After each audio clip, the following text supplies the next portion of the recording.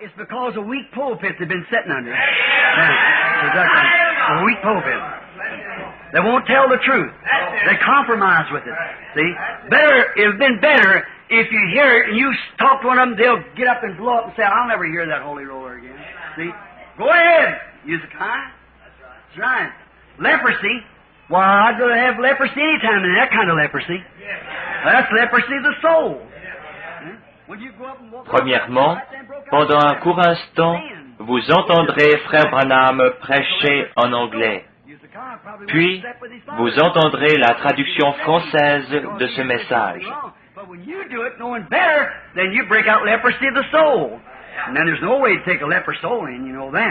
So then, make yourself little, humble yourself before God, recognize.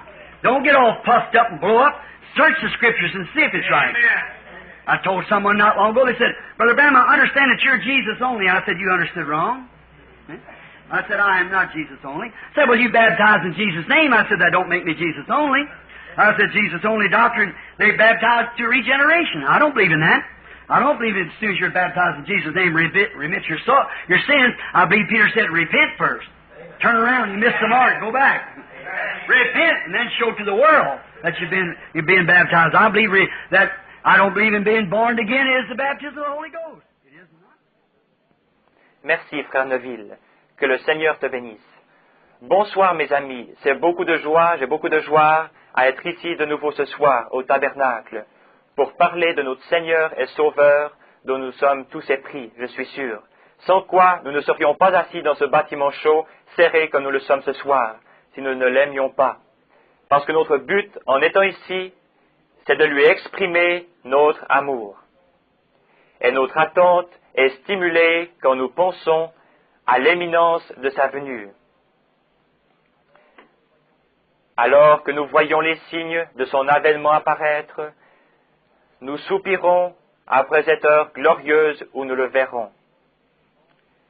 Depuis dimanche que je suis ici, il y a une semaine, plusieurs sont partis à sa rencontre. L'une d'elles est Madame Ford, Madame Lévy Ford. Elle avait 80 ans. C'était une femme de valeur. Son mari est décédé il y a quelque temps. Il était un vétéran de la guerre hispano-américaine. Dans le récit de ma vie, je mentionne le nom de son fils.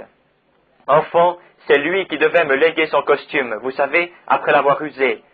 C'était, je crois, un costume d'éclaireur. Quand je suis allé le chercher, il ne restait plus qu'une jambe. Lloyd est peut-être ici ce soir. C'est le nom du garçon. Il me demanda de présider le service funèbre de sa mère l'autre jour. Par ces mots, Billy, je souhaiterais que tu parles sur quelque chose qui prouve que ma mère ressuscitera. Et le Seigneur me donna un message montrant exactement cela. Car la Bible, toute la nature, tout ce que Dieu a créé en parle. Elle ressuscitera. Ainsi, qui contestera cela? Dieu l'a dit et prouvé par la nature, prouvé par sa parole, prouvé par sa vie, par tout le reste. Elle doit ressusciter. Vous voyez, il n'y a pas d'autre possibilité. Il n'y a rien. Les cieux et la terre passeront, mais cela ne faillira jamais. Elle doit ressusciter. Avant-hier, un organisateur qui était avec moi dans le passé, Frère Baxter, beaucoup parmi vous se souviennent de lui, il a parlé de cette plateforme. Sa femme est morte subitement d'une attaque. Il était déchiré et très triste. Et j'ai confiance que vous vous souviendrez de Frère Baxter dans vos prières, parce qu'il est l'un de nos frères. Il habite à Vancouver, en Colombie-Britannique. Il n'était plus avec moi depuis un certain nombre d'années. J'ai entendu dire que sa femme avait eu une sorte de dépression nerveuse, et que subitement, une attaque mit fin à ses jours. Nous ne pouvons pas dire à quel moment nous serons repris. Ainsi, quand il appelle, nous devons être prêts. C'est la raison pour laquelle nous sommes ici ce soir. J'étais là dans l'étude, ou plutôt le bureau, parlant à M. Moore. Il m'a persuadé, j'essayais de me libérer pour Thanksgiving. Je désirais avoir une réunion ici le jour de Thanksgiving pour aller ensuite à Shreveport. Bien sûr, j'aurais eu beaucoup de peine à y arriver. Finalement, il me dit, eh bien, si vous avez maintenant 3 réunions et que plus tard, vous prêcherez sur ces 7 sceaux, alors vous pourriez bien nous donner ce jour. Ainsi, finalement, nous étions d'accord de lui donner le vendredi, samedi et dimanche. Mais maintenant, je lui ai promis le jeudi aussi, puis vendredi, samedi et dimanche. La Pentecôte aura 50 ans en Louisiane, le jour de Thanksgiving. Le Saint-Esprit est tombé il y a 50 ans en Louisiane. Demain matin, nous allons faire en sorte que tous ceux qui n'ont pas d'école du dimanche, à laquelle ils vont, je vois ici notre cher frère Don Radel. Et je sais qu'il a l'école du dimanche le matin. Et peut-être qu'il y a d'autres prédicateurs ici venant du voisinage qui ont l'école du dimanche. Nous voulons que vous alliez à votre propre école du dimanche, si vous en avez une. Mais si vous n'en avez point et que vous aimeriez vous joindre à nous, je désire parler demain matin, installer un tableau noir et enseigner sur la pleine stature d'un homme parfait. Je désire le dessiner sur le tableau noir en montrant les exigences de Dieu et la manière nous permettant d'arriver à la stature parfaite d'un homme parfait devant Dieu. Puis, demain soir, Dieu voulant, je parlerai sur le sujet « Mon guide ». Ainsi, si certains parmi vous viennent de l'extérieur, je veux essayer de commencer tôt ces services. Je n'en ai pas encore parlé au pasteur, mais je souhaiterais que vous commenciez l'école du dimanche très tôt le matin, et que la réunion de demain soir commence si possible à 6h30. Cela donnerait l'occasion aux gens, s'ils veulent rester Nous pouvons être dehors peut-être vers 8h30, et alors certains... Aujourd'hui, j'ai rencontré une dame qui roule 3 ou 4 heures chaque fois. Elle m'a dit que si nous étions dehors à 8h ou 8h30, elle arriverait chez elle vers 2h30 ou 3h du matin. Son mari va travailler. Ainsi, comme nous ne ferons de toute façon rien d'autre que flâner, venons tous à l'église. Nous n'avons pas, vous savez ici, il n'y a pas de protocole. Dieu ne dépend pas de cela. Vous savez, la Bible, ainsi nous espérons que vous serez tous ici, tous ceux qui en auront la possibilité. Si vous avez vos propres services, souvenez-vous que ceci est un tabernacle interdénominationnel, où les gens peuvent venir librement. Et la plupart des gens qui viennent ici viennent de l'extérieur. Maintenant, s'il se trouve qu'il y ait un étranger ici, je veux vous montrer quelque chose. En venant à la plateforme, je n'ai pas vu 10 personnes que je connaisse. Combien ici viennent de l'extérieur de la ville de Jeffersonville? Levez la main. Voyez-vous, 99%. Voyez-vous, ce sont des amis. Combien viennent de 150 km? Levez la main. Le 50% vient de plus de 150 km. Combien viennent de plus de 300 km? Levez la main. 450 km, levez la main. Regardez-moi ça. 600 km, levez la main. Regardez, 750 km, levez la main. Regardez, plus d'un tiers de la congrégation vient de plus de 750 km. Vous voyez, ce ne sont que des amis qui se réunissent ici, venant de différents endroits. Ainsi, nous sommes reconnaissants pour vous, et nous sommes ici pour vous aider. Nous sommes ici pour faire tout notre possible pour vous. Je viens de lire tout à l'heure une lettre que mon fils m'a transmise d'une dame qui dit que c'est le 35e voyage qu'elle fait dans l'espoir qu'on prie pour elle. 35 fois, elle a conduit sur des centaines de kilomètres. 35 voyages. Et souvenez-vous qu'il y en a environ 600 qui sont sur la liste d'attente venant du monde entier pour un entretien personnel. Vous voyez que c'est assez compliqué. Quand nous pensons seulement à cet endroit, cela ne fait pas beaucoup de cas. Nous pourrions les entendre facilement.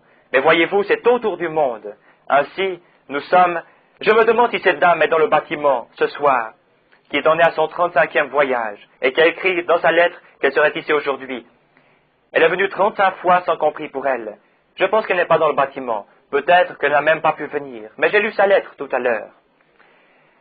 J'ai toujours essayé, lorsque je suis venu ici, quand je suis à la maison, je parle pas simplement l'histoire de parler, ou de dire quelque chose de plaisant aux gens. J'ai toujours essayé de parler de quelque chose qui plairait à Dieu et qui aiderait les gens, voyez-vous, afin que nous puissions tous, peu importe l'église à laquelle vous appartenez ou la dénomination, mais afin que cela puisse vous aider à marcher plus près de Dieu. Et c'est notre raison d'être ici, marcher plus près de Dieu. Et quand nous réalisons que le jour est aussi avancé et que l'avènement du Seigneur est proche, j'ai dit aujourd'hui à ma femme, si je n'ai pas de réveil quelque part, je vais périr. Je ne peux pas le supporter, car il y a quelque chose en moi qui brûle. Oh, nous venons de terminer toute une série de réunions où des milliers de gens sont venus. Mais peu importe si vous avez 2 ou 3 millions de personnes, s'il n'y a pas de réveil, c'est simplement ce qu'on appelait au Kentucky une réunion attractive. Vous savez, nous allions tous à ce que nous appelions une réunion attractive. Non, nous voulons un réveil où l'Esprit du Seigneur se déplace au-dessus des gens, et que ceux-ci soient sauvés, et que de grandes choses arrivent en faveur du royaume de Dieu. Généralement, dans les services de prière, vous pouvez voir pourquoi il n'est pas possible d'avoir ici une ligne de prière. C'est si bondé que vous ne pourriez pas le faire, voyez-vous. Mais généralement, dans les lignes de prière, se trouvent des gens qui viennent et découvrent que le Seigneur est réel. Nous voyons que le Seigneur Jésus n'a pas du tout changé. Ce qu'il était alors, il est aujourd'hui, et le sera toujours. La Bible dit dans Hébreux 13:8 qu'il est le même hier, aujourd'hui et éternellement. Dans les congrégations qui se rassemblaient pour l'écouter dans ce temps-là, peut-être qu'ils ne pouvaient pas aller dans une ligne de prière, mais ils avaient la foi pour croire. Quand leur foi le touchait, notre Seigneur se retournait et révélait aux gens les fautes qu'ils avaient commises. Alors ils pouvaient partir et être guéris. Parfois, ils étaient appelés à faire une chose ou à en rectifier une autre. Nous connaissons l'histoire de la femme au puits, de la femme à la perte de sang, de tellement d'autres, de l'aveugle Bartimée, dont leur foi le toucha. Et ce soir, il est toujours le grand sacrificateur de notre confession, est aussi grand ce matin que jamais. Nous devons accepter d'être ses serviteurs. Il est le sceptre, la source de la vie. Nous sommes les sarments qui reçoivent cette vie. Et c'est le sarment qui porte le fruit, pas le sceptre. Et maintenant, Christ œuvre au travers de son Église. Ainsi, si nous pouvons nous abandonner de telle manière que le Saint-Esprit puisse avoir le contrôle entier de notre vie, de notre foi en Christ, il fera la même chose, parce que c'est Christ. Si vous êtes un étranger ici, généralement les gens, dans le tabernacle, notre pasteur ici prie pour les malades, pratiquement chaque soir. Notre bien-aimé pasteur, frère Neville, un homme plein de bonté, dont Dieu entend et exauce les prières, peut prier pour vous. Frère Orman Neville, et frère Don Radel et ses autres frères prient pour les malades. Et frère Jackson, je pense qu'il est ici quelque part, venant de l'église sœur qui se trouve à Howard Park.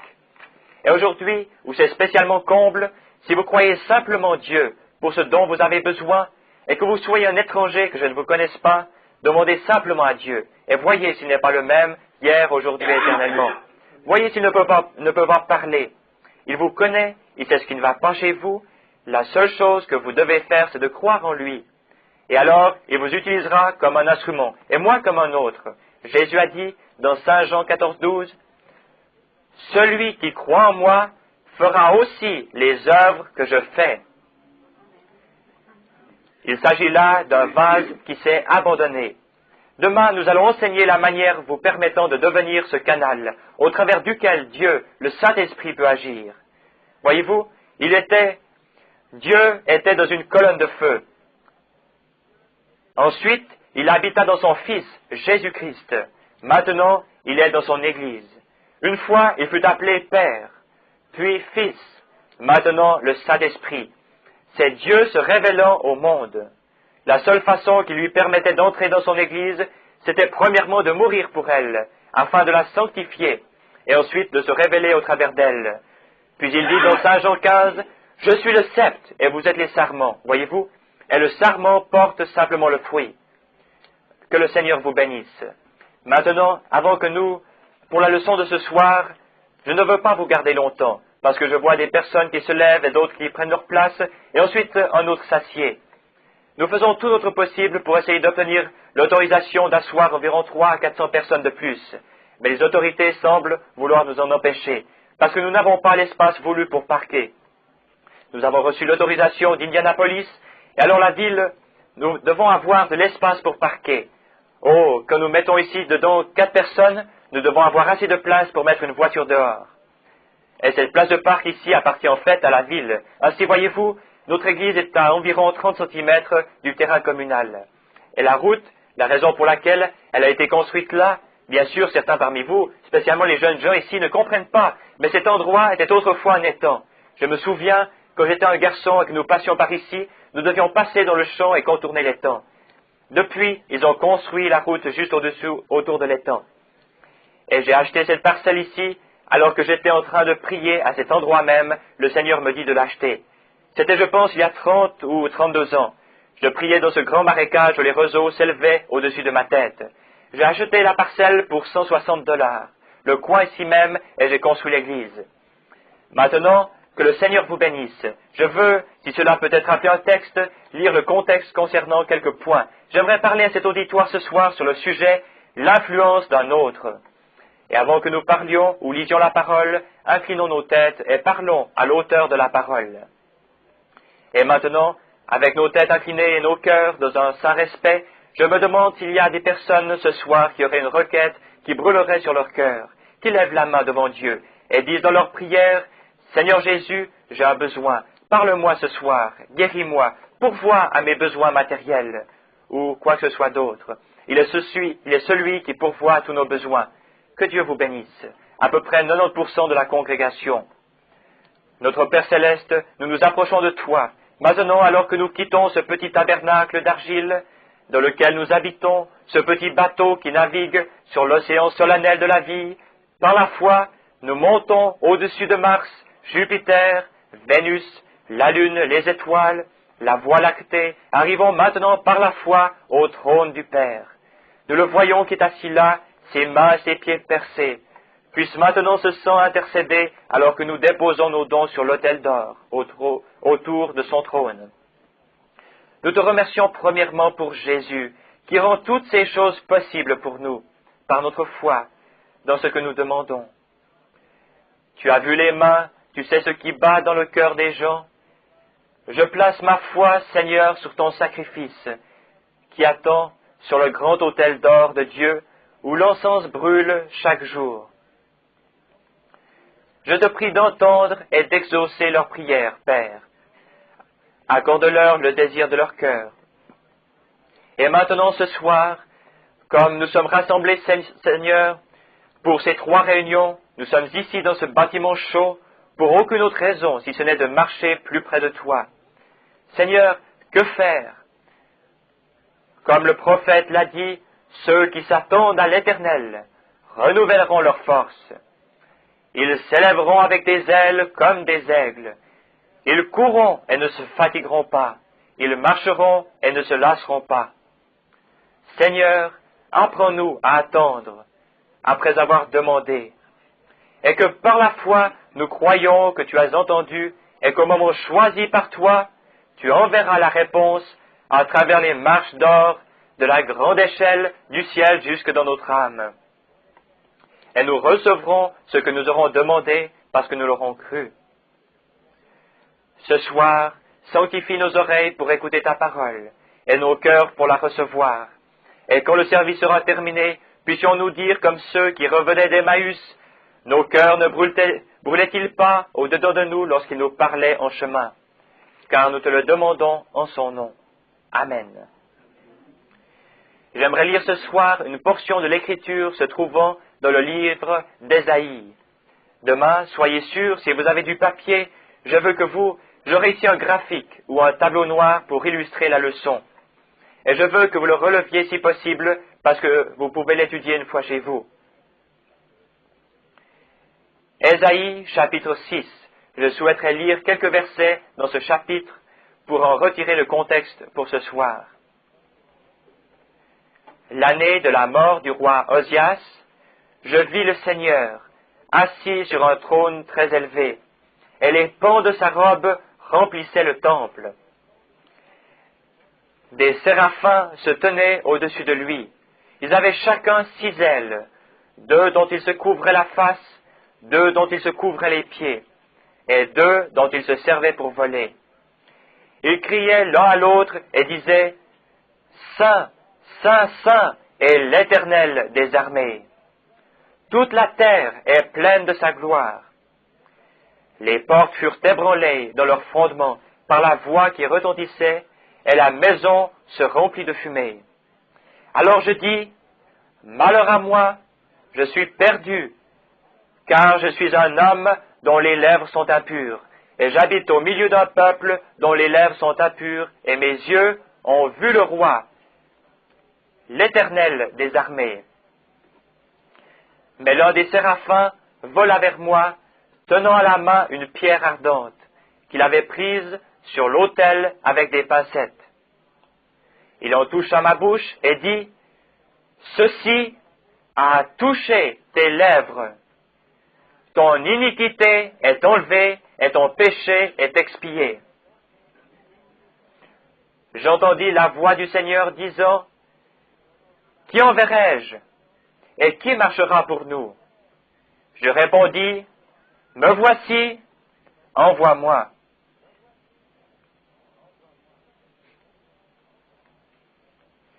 Quelle entreprise quand nous pensons à la signification que cela aura au fur et à mesure que nous étudierons la vision d'Ésaïe. J'ai toujours aimé Ésaïe. Il est l'un des prophètes majeurs. Ésaïe a écrit la Bible complète. Il y a 66 livres dans la Bible et Ésaïe a écrit 66 chapitres. Il commence avec le commencement de la création. Au milieu du livre, il parle du Nouveau Testament et de Jean-Baptiste. Et au chapitre 56 et 60, il termine dans le grand millénium, de la Genèse à l'Apocalypse, en passant par le Nouveau Testament. C'était un grand homme qu'Ésaïe. Il mourut finalement en martyr sous la peine capitale. Chaque homme rempli de l'esprit de la Bible mourut ou fut persécuté par le gouvernement. Tel fut le cas de tous ceux auxquels vous pouvez penser. Moïse, les enfants hébreux, Daniel et Ésaïe. Ésaïe fut scié en morceaux. Et plus tard, Jean-Baptiste, chacun des apôtres, Jésus lui-même, tous moururent de la peine capitale ou d'une peine infligée par le gouvernement. Et au train où les choses vont, un de ces jours, plus d'un témoignage viendra s'ajouter à ceci, voyez-vous? Et s'il y a un temps où nous devons faire preuve de solidarité, c'est bien maintenant. Je pense que vous avez entendu parler de la réunion qui se déroule à Rome. Ils se réjouissent là-bas, c'est vrai. Ils vont commencer un réveil. Ce sera un réveil mondial, assurément. Retournons à notre sujet. Nous traiterons de cela dans les 7 sceaux. Sur le fait d'être influencé. Le roi Osias était un berger. Il fut élevé et il aimait vivre en plein air. Il régna pendant le temps de la prophétie d'Ésaïe. Ésaïe avait été enseigné par l'un des autres prophètes majeurs. Je crois que c'était Zacharie, celui au travers duquel Ésaïe fut enseigné, et qui était prophète quand il va sur la scène. Ésaïe fut appelé en tant que prophète. Les prophètes ne le sont pas par la main des hommes. Les prophètes sont nés prophètes. Il y a un don de prophétie qui vient dans l'Église et qui fait que les gens donnent une prophétie. Beaucoup de membres du corps de Christ peuvent faire cela, étant sous l'onction. Mais un prophète est placé dans l'Église par Dieu et prédestiné au don de prophète, c'est-à-dire à être un prophète et non un prophétiseur. Maintenant, nous voyons que ce jeune homme monta sur le trône. Si vous voulez inscrire certains passages de l'Écriture, c'est 2 Chroniques, chapitre 26. Vous pouvez lire où il est dit que le roi Osias, après la mort de son père, Amathia, était un homme juste. Mais, s'étant détourné du Seigneur, il fut tué par son propre peuple. Alors, Osias prit sa place comme roi. Il fut placé sur le trône et oint à l'âge de 16 ans. Ce n'était qu'un garçon, mais il était dans la lignée pour être roi, bien qu'il ne fût qu'un jeune homme. Et il agit bien. La Bible nous dit qu'il avait un père pieux et une mère pieuse. Et il ne pouvait presque n'être rien d'autre avec une telle influence qu'un garçon pieux, parce que c'était tout l'enseignement qu'il avait reçu depuis son jeune âge. Savez-vous à quoi je pense? Chacun a sa propre opinion, bien sûr. Mais je crois que l'un des plus grands, le plus grand président que nous ayons jamais eu dans cette nation, fut Abraham Lincoln. Pas parce qu'il était républicain, mais parce qu'il était ce qu'il était, un homme pieux. Et il fut élevé pour servir Dieu. Il dit, s'il y a quelque chose que je peux louer pour avoir influencé ma vie, c'était bien une mère pieuse qui m'enseigna à prier et à connaître Jésus comme mon sauveur. Oh, votre famille est ce que vous êtes. Vous élevez votre enfant dans un certain entourage. Il y a 98% de chances en plus pour lui de bien tourner que si vous l'aviez élevé de la mauvaise manière. Instruis l'enfant selon la voie qu'il doit suivre, et quand il sera vieux, il ne s'en détournera pas. Soyez bien élevés. Enseignez vos enfants à bien agir, à être honnêtes, à être francs et loyaux, même quand ils sont à l'école. Souvent, les enfants sont enclins à se copier les uns les autres, et ainsi ils essaient de favoriser leur promotion à l'école. Mais vous savez, je pense que si vous l'obtenez par vos propres mérites, vous saurez d'autant mieux apprécier les bonnes notes sur votre carnet scolaire. Si vous savez que vous allez avoir un examen le jour suivant, au lieu de trotter toute la nuit et de penser en vous levant le matin, eh bien, je m'asseyerai près de tel et tel, il est intelligent, et alors je pourrai copier sur lui. Si vous disiez simplement, avant que papa rende grâce au déjeuner, « Papa, souviens-toi de moi aujourd'hui, j'ai un examen de chimie, ou quoi que ce soit. » Alors, vous, le Père, quand vous priez, dites, « Ô Dieu, bénis Jean et Marie dans leur examen aujourd'hui. » Laissez-moi vous dire que cela changerait le cours des choses. Souvenez-vous que nous pouvons obtenir ce que nous voulons si nous le demandons avec foi. Jésus a dit, « Toutes choses sont possibles à ceux qui croient. » Vous ne possédez pas parce que vous ne demandez pas, et vous ne demandez pas parce que vous ne croyez pas. Il dit, « Demandez beaucoup afin que votre joie soit parfaite. » J'aime cela. Notre enseignement est juste. Dites la chose juste, faites la chose juste, pensez la chose juste, pensez toujours juste. Et j'ai un petit slogan. Agissez juste, c'est votre devoir envers Dieu. Pensez juste, c'est votre devoir envers vous-même. Alors vous êtes obligé de finir juste. Vous ne pouvez pas aller à l'est et à l'ouest en même temps. Vous ne pouvez pas non plus faire juste et faux en même temps. Peu importe combien vous pensez que vous allez dans l'autre direction, si vous ne voyagez pas effectivement vers l'ouest, vous n'allez pas à l'est, voyez-vous, si vous allez à l'ouest. Ainsi, ce jeune roi, sous l'influence de son père, dès son jeune âge, enseigna à Israël les préceptes de Dieu. Puis tout à coup, dans ces derniers jours, il changea et apporta un enseignement contradictoire. Et son propre peuple, il fut tué par son propre peuple. Il semble que cela aurait dû être une grande leçon pour Osias.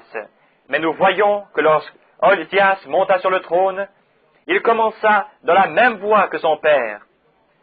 Enseignant à nouveau les choses de Dieu, ramenant Israël à l'adoration de Dieu. Il se fortifia. Et je veux toujours être reconnaissant pour lui, que dans ses jeunes années, il n'ait jamais fait de la politique. Bien que la politique ait été peut-être contre lui, pourtant il resta dans la ligne de Dieu.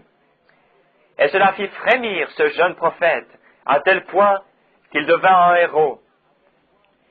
Il était un exemple pour Ésaïe, le prophète. Et Ésaïe alla au château pour demeurer avec lui, au palace du roi. Il le fit entrer, il aimait Ésaïe. Ésaïe était aussi jeune et ils étaient amis. Et ce roi, quand il devait aller là-bas et que des politiciens venaient et lui disaient « Nous devons faire telle chose », le roi Osias recherchait premièrement l'Éternel. « Éternel, est-ce ta volonté que nous fassions telle ou telle chose ?» Ô Dieu, donne-nous un président de cette trempe. Non seulement cela, mais donne-nous aussi des prédicateurs tels que lui. Cherchez premièrement le royaume et la justice de Dieu, et toutes ces choses vous seront données par-dessus. Son influence dut être grande, car Ésaïe l'aimait, parce qu'il vit que c'était un grand homme, et qu'il restait ferme et fidèle à son Dieu.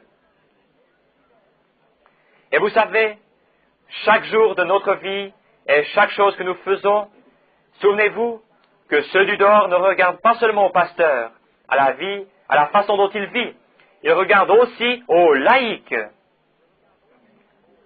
Oh, combien c'est affligeant quand nous pensons à l'Église.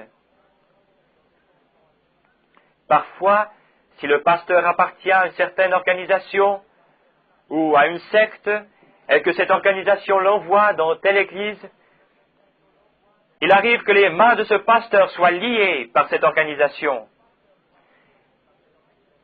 Et si cet homme veut servir le Seigneur et pense que, en lui enseignant que pratiquement la seule façon dont il peut le faire, c'est en servant son organisation, et s'il se levait et prêchait la parole telle qu'elle est écrite, l'Église voterait son renvoi. Et alors, il aurait peur de n'avoir plus l'occasion de prêcher l'Évangile. Mais oh, ce dont nous avons besoin à la chair aujourd'hui, ce sont des hommes tels que Osias. Peu importe la politique de son Église ou la politique de certains, il agit d'après la volonté de Dieu, d'un bout à l'autre. Il attendait jusqu'à ce qu'il ait le « Ainsi dit le Seigneur ». Ensuite, il le faisait.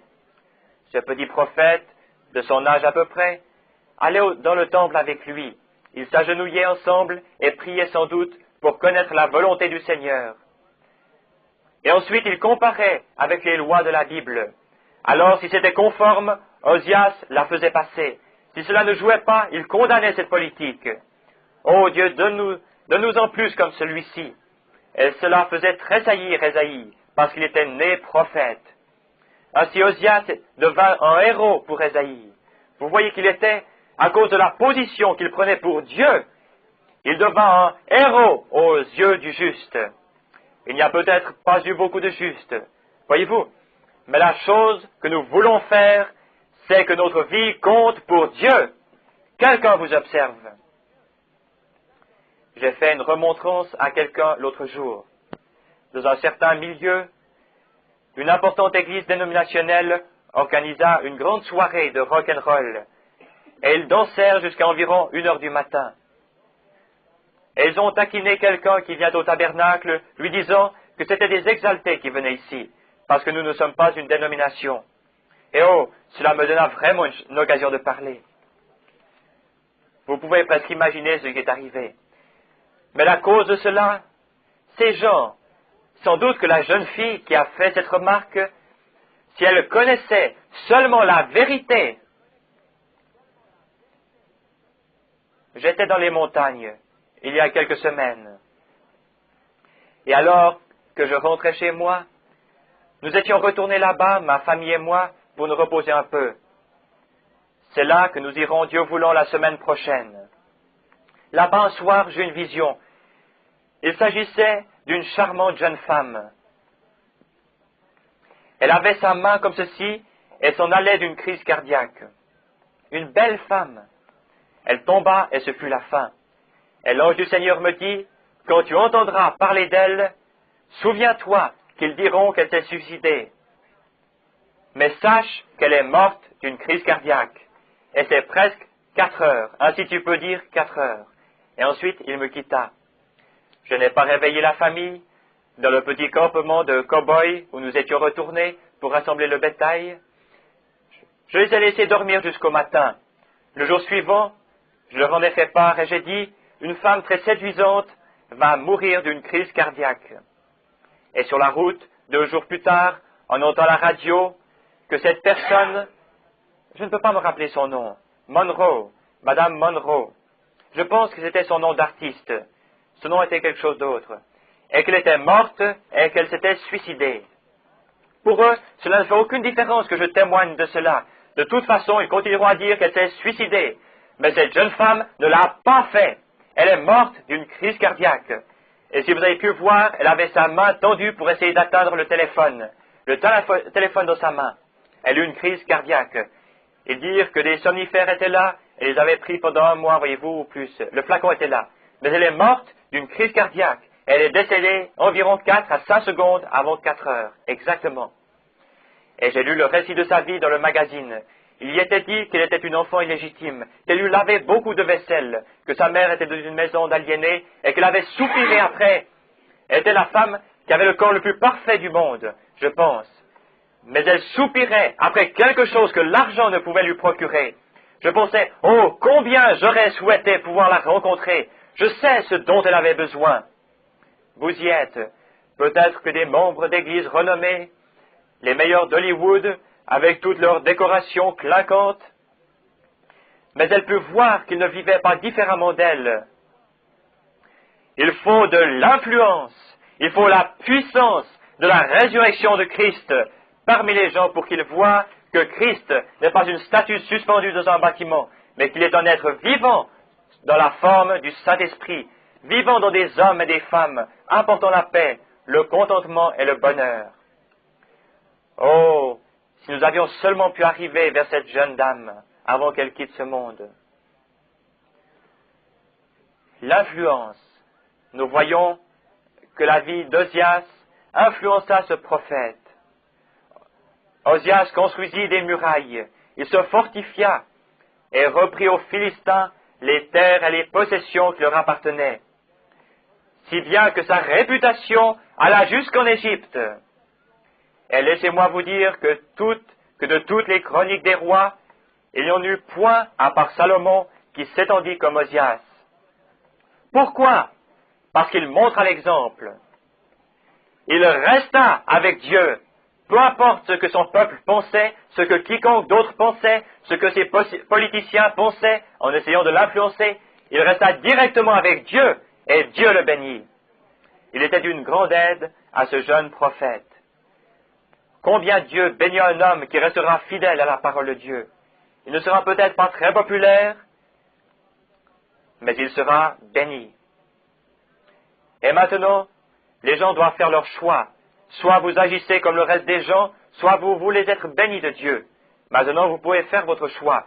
Si vous voulez vivre comme le reste du monde, vous serez bénis d'eux. Mais si vous tournez tous vos désirs vers Dieu, vous serez bénis de Dieu. Ainsi, vous devez choisir aujourd'hui qui vous voulez servir, comme l'a dit le prophète. Souviens-toi toujours de ton Créateur, premièrement. Quand ce roi, devenu un grand homme, exerçant son influence sur Ésaïe et les justes de son royaume, en arriva au point où il commença à se sentir sûr de lui-même. Et c'est là que vous commettez votre faute. C'est là où trop d'hommes justes mordent la poussière de la honte, mordent la poussière de la défaite, parce qu'ils commencent à se sentir sûrs d'eux-mêmes.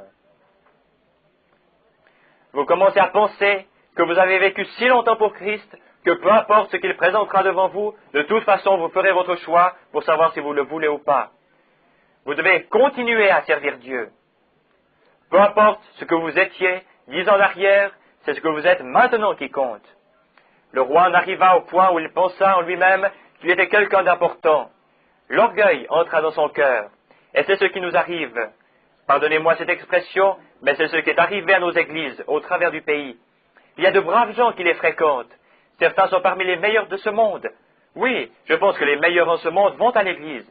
Mais ce qui arrive, c'est que le système de l'organisation tend à s'élever. C'est ce qui est arrivé aux méthodistes. C'est ce qui est arrivé aux baptistes. C'est ce qui est arrivé aux nazaréens, aux pèlerins de la sainteté, aux pentecôtistes. Ils se sont élevés. Ils se sont entêtés. Ils sont devenus égocentriques, fiers, si bien que vous ne pouvez rien leur dire. Dieu ne peut pas trouver accès à leur cœur. C'est parce qu'ils sont devenus tellement « moi je sais tout » que personne ne peut rien leur dire. Et en s'élevant autour de discussions avec des frères, ils s'élèvent autour de leur credo. Et quand ils le font, ils laissent Dieu en arrière. C'est ce qui arrive aux docteurs. Quand ils deviennent si égocentriques qu'ils n'ont besoin d'aucune aide de la part de Dieu, c'est alors que je ne veux rien avoir à faire avec eux. Quand vous laissez Dieu en dehors, je veux que vous me laissiez aussi en dehors. Voyez-vous, parce que vous devez toujours vous souvenir de Dieu premièrement.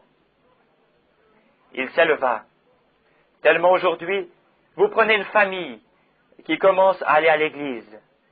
Et Dieu guérit la petite famille, et les bénit, et leur donne le Saint-Esprit dans leur vie.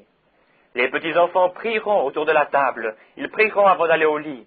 La mère et le père joindront leurs mains et prieront. Aussi longtemps qu'ils agiront ainsi, ils resteront une famille. Mais si vous les laissez, au début, ils n'avaient rien pour se déplacer, si ce n'est une vieille voiture ou peut-être allaient-ils à pied. Finalement, ils achètent une bonne voiture et une meilleure maison. Alors vous vous apercevez qu'ils veulent s'associer à ce que le monde appelle une meilleure classe. Ils déménagent dans un voisinage différent. Et là, ils découvrent qu'ils commencent à subir une mauvaise influence. Vous devez toujours rester là où se trouve le royaume de Dieu et là où la gloire de Dieu est déversée. Restez où vous pouvez être nourris spirituellement jour et nuit. Tout à coup, vous vous apercevez que la séparation entre dans le foyer, la mondanité, et qu'il commence à s'élever. Osias fit ainsi. Il s'éleva et devint très orgueilleux. Maintenant, nous voyons ce qu'il essaya de faire. Quand il se fut élevé dans son cœur, nous pouvons le lire dans 2 Chroniques 26, nous voyons qu'il entra dans le temple de l'Éternel, avec un encensoir à la main, pour brûler de l'encens à l'Éternel. À ce moment-là, le sacrificateur du temple, avec 80 autres sacrificateurs, le suivirent et lui dirent, « Ne fais pas cela, tu agis mal, tu n'es pas un sacrificateur, tu es un roi, pas un sacrificateur. » Et il se mit en colère. Il ne put contenir sa colère et alluma l'encensoir pour entrer de toute façon. Et Dieu le frappa de lèpre à ce moment même, alors qu'il était là en colère. Elle mourut un lépreux. Ils durent le conduire hors du temple. C'est là où nous voulons maintenant apprendre une leçon. Si cet homme que Dieu avait béni en sa qualité de... Mais il n'était pas satisfait avec cela. Il voulait prendre la place de quelqu'un d'autre. Vous ne pouvez pas être comme le membre du congrès, Abshon. Vous vous souvenez de lui, c'est lui qui, après avoir été estropié pendant 68 ans, fut guéri dans la réunion là-bas. Vous savez, il était un membre du congrès des États-Unis. Il dit, vous ne pouvez pas être quelque chose que vous n'êtes pas. Ce n'est pas si faux. Vous devez rester avec votre appel, là où Dieu vous a appelé. Aussi longtemps qu'il resta roi, il fut une bénédiction pour les gens. Mais quand il pensa qu'il pouvait être aussi un sacrificateur, alors il pensait que parce que Dieu l'avait béni, qu'il pouvait être tout ce qu'il voulait. Il fut une bénédiction pour les gens en tant que roi, mais il devint une malédiction pour eux quand il essaya de prendre la place d'un sacrificateur. Et nous en avons beaucoup comme cela. Tout le monde veut porter le ballon. Voyez-vous, quand vous jouez au ballon, comme c'est la saison du football, ce que nous voulons, ce n'est pas que tous cherchent à enlever le ballon de l'homme qui s'en est emparé, mais c'est d'essayer de protéger cet homme. Protégez-le, laissez-le passer. Nous essayons de marquer un but. Voyez-vous, pourriez-vous vous imaginer un roi si inexpérimenté, qui, en rencontrant un homme, voudrait, ou par exemple, si vous voyez un homme de votre propre équipe courir avec le ballon vers les buts, et que vous cherchiez à le lui prendre des mains au lieu d'éloigner l'ennemi de lui, c'est-à-dire l'équipe adverse, pour lui permettre de se sauver, forcément, vous perdriez. Et aujourd'hui, c'est la même chose. Quand nous voyons Dieu venir sur la scène et commencer à bénir une certaine personne, gardons-en tous les ennemis éloignés.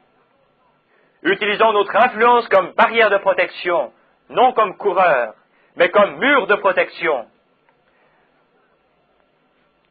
Quant au coureur, laissez-le continuer avec le ballon, parce que rien ne fait opposition. Tout ce que vous devez faire, c'est de continuer à courir. Et nous devrions être des protecteurs pour les autres. Je prêche dans le monde entier, vous savez, pour les hommes d'affaires du plein évangile, en organisant des chapitres. Et il y a longtemps, je crois que c'est à Kingston, en Jamaïque, quand ils eurent Castro et tous les autres, là-bas, à cette réunion, ou plutôt, je crois que nous étions allés chez lui. Et les célébrités de toutes les îles y étaient. Et ces hommes d'affaires essayèrent de prêcher l'Évangile. Eh bien, ils ne sont pas à leur place. Nous, prédicateurs, avons assez de difficultés à rester d'aplomb. Quant à ceux-ci, ils utilisent chaque petite influence ou chaque technique, comme ceci et comme cela, et ils gardent cela si embrouillé que vous ne savez que faire. Souvent, une petite église peut connaître un réveil. Quelqu'un a le désir d'aller à un certain endroit pour y tenir une réunion de prière. Cependant, il a une idée différente de ce que la Bible enseigne vraiment, et malgré tout, il le croit ainsi. Alors il commencera à user de son influence pour en attirer d'autres. La chose à faire, c'est de protéger ce message au fur et à mesure qu'il avance. Rester parfaitement avec lui et repousser tout ce qui est autour de lui, si nous voulons une fois traverser la ligne des buts. Et je leur dis, frères, il y a quelque chose qui ne va pas. Vous êtes des hommes d'affaires. Premièrement, vous ne comprenez pas l'approche. Vous ne comprenez pas l'approche au ministère. Parce que le ministère est un don de Dieu. Dieu a placé dans l'Église, premièrement, des apôtres, puis des prophètes, des docteurs, des évangélistes, des pasteurs. Dieu les a placés là pour le perfectionnement de l'Église. Les hommes d'affaires devraient témoigner, les femmes, les ménagères, peu importe si vous êtes une bonne à tout faire, témoignez. Faites tout ce que vous pouvez pour le royaume, mais n'injectez jamais vos propres idées. Dites simplement ce que dit le message, et allez de l'avant, voyez-vous, et alors vous aurez peut-être de l'influence. Maintenant, n'essayez pas de prêcher avant de savoir que Dieu vous a appelé. Restez avec votre témoignage, parce que si vous ne le faites pas, vous irez dans la mauvaise catégorie, et alors vous gâcherez tout. C'est ainsi, et cela déplaît à Dieu. Ceci en témoigne. Quand ce roi, quand il fut réprouvé, et que le sacrificateur lui dit la vérité, essayant de lui faire comprendre qu'il était dans l'erreur, que Dieu avait appelé à cette fonction les descendants d'Aaron, seuls consacrés à ce service, c'est tout ce qu'ils devaient faire. Ils étaient consacrés à cela. Et un roi, aussi vertueux fût-il ou béni de Dieu, n'avait pas le droit de brûler de l'encens. En le faisant, il prenait la place du sacrificateur, et cela il ne devait pas le faire. Et quand il fut réprimandé, il se fâcha et se mit en colère. À ce moment même, la lèpre apparut sur son visage. Il fut couvert de lèpre, et alors il laissa tomber l'encensoir et sortit précipitamment du bâtiment. Voyez-vous, il avait voulu imiter quelqu'un d'autre. Nous ne devrions pas agir ainsi. Dans sa colère, il agit mal et fut frappé. Oh, ce fut certainement une grande leçon pour ce jeune prophète, de considérer combien la grandeur de l'homme importe peu, mais qu'il doit rester avec son appel. Je réalise que ceci est enregistré, et je sais que cela ira dans le monde entier, dans la jungle, chez les Hottentots et ailleurs. Ce message ce soir sera traduit dans d'autres langues. Mais je dis ceci de tout mon cœur. Comment? Beaucoup de gens disent, pourquoi ne vous joignez-vous pas à certaines organisations? Pourquoi ne venez-vous pas chez les pentecôtistes? Pourquoi ne venez-vous pas dans ce groupe? Pourquoi n'abandonnez-vous pas ces petites choses? Comment puis-je le faire? Je dois rester avec ce message. Quand l'ange du Seigneur apparut sur la rivière dans cette lumière, comme vous le voyez là, et que cela a été prouvé par le gouvernement, la science, par des recherches scientifiques, que c'est la vérité, et il m'a dit de rester avec cette parole. Alors comment pourrais-je l'échanger contre un credo? Si ces hommes sont là-bas pour le faire, laissez-les. Mais nous avons été appelés à prêcher la parole. N'établissez pas de compromis. Restez avec la parole. Ainsi maintenant, vous voyez pourquoi c'est dangereux d'essayer d'établir un compromis et de faire quelque chose d'autre ou d'essayer de vous élever vous-même et de dire « Oh, je peux faire ceci et gagner plus d'argent, je peux faire cela et tous les frères seront d'accord avec moi. » Non, je ne peux pas établir de compromis avec la parole, bien que 99% des prédicateurs tourneront au kazakh et diront « C'est bien, c'est bien ». Et je sais maintenant que beaucoup d'entre eux, qu'est-ce? Des pains et des poissons, voir les gens guéris, le discernement et la puissance de Dieu manifestés. Il vous invite à tenir des réunions pour attirer des gens de leurs églises. Mais quand il s'agit de se mettre d'accord sur la parole, ils cherchent à se soustraire. Voyez-vous, vous ne pouvez pas agir ainsi. Restez avec la parole. Ceci fut vraiment une leçon pour ce jeune prophète, montrant l'inutilité d'essayer d'être quelque chose d'autre. Il devait rester avec son appel. Oh, il a pris l'ordre de Dieu pour les hommes. L'ordre de Dieu pour l'homme, c'est de rester à sa place. L'ordre de Dieu pour la femme, c'est de rester aussi à sa place. Vous ne pouvez pas prendre la place d'un homme. Elles essayent de le faire, mais ne le faites pas. Vous, hommes, ne prenez pas la place d'une femme. Ne vous habillez pas comme une femme, et femmes, ne vous habillez pas comme des hommes. La Bible dit que c'est faux d'agir ainsi. La Bible déclare une femme qui porte un vêtement d'homme, c'est une obscénité devant Dieu, une abomination. Voyez-vous? Mais maintenant, vous pouvez à peine les différencier les uns des autres. Voyez-vous? Maintenant, comment allez-vous faire, si ce n'est de vous élever contre cela? Et quand vous le faites, cette semaine, avez-vous appris la décision du tribunal, ici en Indiana? Quelle honte! Il y a moins de 15 ans, une famille ici à Port Fulton, je pense que certains membres de cette famille sont assis ici ce soir, ici à Port Fulton, ils renvoyèrent à la maison leur petite fille pour avoir porté des shorts à l'école. Et cette semaine, c'est l'inverse qui se produit. Ils essaient de poursuivre en justice et de renvoyer de l'école, et l'ont fait une jeune fille qui refusait de porter des shorts à l'école. Qu'y a-t-il avec notre nation? Je pensais que c'était un pays de liberté. Je pensais que nous avions droit à la liberté de religion.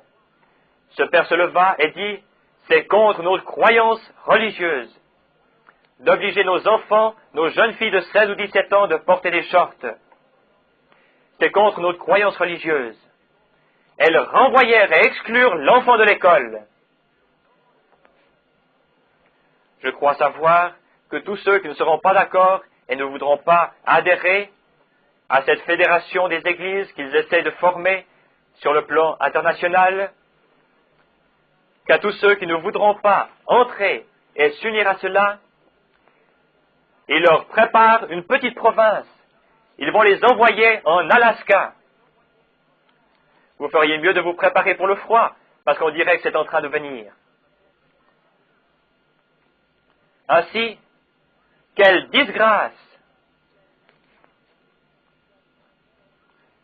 Mon ami de toujours, Jim Poole, son fils est ici ce soir. Je souhaiterais que son père vienne seulement et fasse ce qu'a fait son fils. Alors que nous nous entretenions aujourd'hui par téléphone, il m'a fait remarquer qu'un commentateur de nouvelles ou quelqu'un d'autre, je ne me souviens pas maintenant juste qui c'était, a dit, dans le passé, les Américains prenaient un bain une fois par semaine et priaient chaque jour. Il ajouta, mais maintenant ils prennent un bain chaque jour et prient une fois par semaine. Je crois que je me passerai plutôt de bain. Mais cela montre combien nous sommes tombés. Qu'est-il arrivé à cette nation? Il y a environ 5 ans, j'étais dans l'Ohio. Et je tenais une réunion à... Quel est le nom de cet endroit où j'ai tenu cette réunion? Chautauqua. Et comme j'écoutais les informations à l'hôtel, quelqu'un dit, la fleur de la liberté est morte cet après-midi dans un tribunal ici dans l'Ohio. Les Amish ne croient pas dans le principe d'envoyer leurs enfants dans des écoles publiques. Ils ont leurs propres écoles. Et dans le quartier où ils habitaient, ils n'avaient pas d'école secondaire. C'est une loi dans l'Ohio et dans l'Indiana, je pense que c'est une loi nationale, que tous les enfants doivent aller à l'école jusqu'à l'âge de 16 ans. Et cet homme avait 2 enfants, un garçon et une fille, qui n'avaient pas 16 ans. Elles refusèrent de les envoyer dans une école publique où ils enseignent la morale de Darwin, disant que l'homme descend d'une cellule unique, qu'il est un singe, c'est tout ce qu'il est, simplement un singe glorifié. Ainsi, ils n'étaient pas d'accord avec cela, et ne voulaient pas laisser leurs enfants recevoir un tel enseignement. Ainsi, le tribunal les convoqua, et ce juge rusé dit à ce père et à cette mère âgée, lui avec ses cheveux coupés en brosse et venu en salopette, le juge lui dit, « Monsieur, l'État de l'Ohio a une loi qui déclare qu'un enfant doit suivre l'école jusqu'à l'âge de 16 ans. Or, vous refusez d'y envoyer vos enfants. Qu'avez-vous à répondre à cela? Il dit, honorable monsieur, je respecte les lois de ce charmant État dont je suis originaire. Mais il y a bien des années, nous sommes venus, ou plutôt nos ancêtres, sont venus pour jouir de la liberté de religion. C'est pourquoi nous sommes ici. C'est à cause de la liberté de religion. Notre religion n'enseigne pas que nous descendons des animaux. Nous croyons au contraire que nous avons été créés à l'image de Dieu. C'est pourquoi nous ne pouvons pas envoyer nos enfants dans une école qui enseigne de telles choses. C'est contraire à notre religion. Et puisque nous n'avons pas ici d'école secondaire où peuvent aller nos enfants, ce n'est pas par manque de respect envers vous. Nous respectons ce que vous croyez. Mais quant à nous, nous ne pouvons l'accepter et nous ne voulons pas que nos enfants reçoivent un tel enseignement. Il dit, soit vous allez envoyer vos enfants à l'école ou vous et votre femme passerez 2 ans dans le pénitencier de l'État. Quelle est votre décision? Il répondit, ma femme et moi, nous passerons les 2 ans. Ils firent demi-tour et se dirigèrent vers la sortie. Le vieux juge doit s'être senti un peu repris dans sa conscience, car il dit, souvenez-vous, votre Bible ne dit-elle pas, rendez à César ce qui est à César? Et le père se retourna et dit, et à Dieu? L'homme qui donnait les informations dit, ainsi la liberté. Et le juge dit, je vous condamne à 2 ans. Il dit, ainsi la liberté, la fleur de la liberté, est morte dans cette salle de tribunal cet après-midi. Après tout, les Dunkards, ou plutôt les Amish, peu importe combien ils sont particuliers, ils croient dans une vie sanctifiée. Et il n'y a nulle part dans les États-Unis de rapport déclarant qu'ils aient eu de la délinquance juvénile parmi eux. Pas une personne, pas un enfant de leur religion n'a été un délinquant juvénile. Laissez-les être singuliers, quoi qu'ils veulent être, ils sont bien élevés. Je ne les blâme pas. Mais écoutez, la fleur est morte à ce moment-là, mais environ 10 minutes plus tard, elle revint à la vie. Le procureur et tous les autres repoussèrent leurs livres et dirent, nous démissionnons. Car si vous brisez ce droit constitutionnel, ils briseront les autres. Avez-vous remarqué l'autre jour ce que dit ce sage et vieil évêque méthodiste concernant le fait de réciter cette prière à l'école? Cela ne venait pas de l'église méthodiste. Cet évêque était assez sage pour le savoir. C'était une autre communauté qui essayait de voir jusqu'à quel point il pouvait imposer une certaine prière à l'école. S'il pouvait la faire passer, il ferait passer l'autre aussi vite que possible. Ils examinent, voyez-vous, chaque débouché qu'ils peuvent. Ne vous inquiétez pas, ils y arriveront. Oh, nous voulons la croix, nous voulons Christ maintenant, pendant que nous le pouvons. Amen. Ne soyez pas influencés par un homme qui peut peut-être descendre plus de potage. Ne vous laissez pas influencer par un homme qui vous offrirait une meilleure voiture ou une plus belle maison et vous pousserait à abandonner votre droit d'aînesse. Ne le faites pas. Prenez garde à ce que vous faites. Suivez toujours celui qui est influencé et soutenu par Dieu et dont vous savez que Dieu est avec lui. Ne suivez pas la mauvaise influence. Oui. Très bien. N'essayez pas de prendre la place d'un autre. La vision au temple.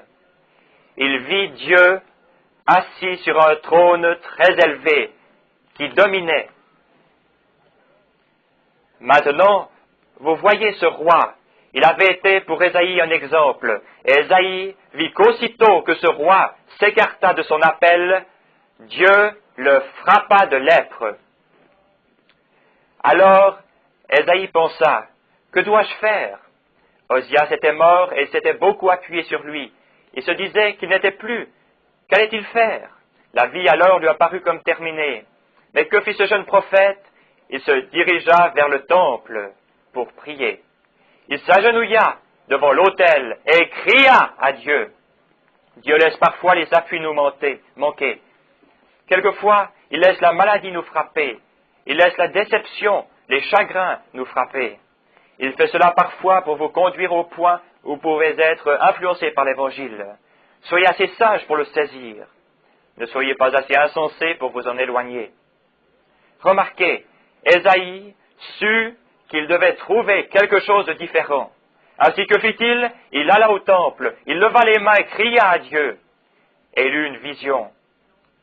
Dans cette vision, il vit Dieu, non pas sur un trône ici-bas, mais à un endroit très élevé. Oh là là!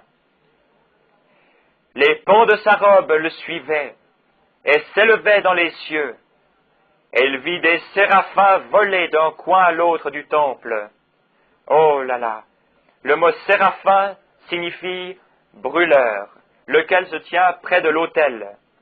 En fait, le séraphin est celui qui reçoit le sacrifice, purifie l'adorateur et ensuite le présente à Dieu. Un séraphin est un être angélique. Ils se tiennent à l'autel dans la présence de Dieu. Ils reçoivent le sacrifice. Cela montre la justice de Dieu, car le péché ne peut pas entrer en sa présence, à moins qu'il ait été racheté. Voyez-vous? Et ces séraphins, vous vous souvenez dans les 7 âges de l'Église, comme ils veillaient sur ces évangiles, un de chaque côté? Vous souvenez-vous que nous les avons retrouvés au jardin d'Éden, tenant une épée flamboyante? Ils gardent l'autel. Et Ésaïe, ce grand prophète, quand il fut saisi par l'Esprit, vit premièrement Dieu assis en haut dans les cieux, au-dessus de tout roi terrestre. Il dit, j'ai vu le roi, l'Éternel, assis sur un trône très élevé. Alors il vit le véritable roi, et les pans de sa robe le suivaient. Il vit les séraphins voler à travers le bâtiment. Ils avaient des ailes sur leurs faces, des ailes sur leurs pieds, et ils volaient avec 2 ailes. Elles criaient, « Saint, Saint, Saint est l'Éternel des armées. Saint, Saint, Saint est l'Éternel des armées. » Quelle musique, quel rythme!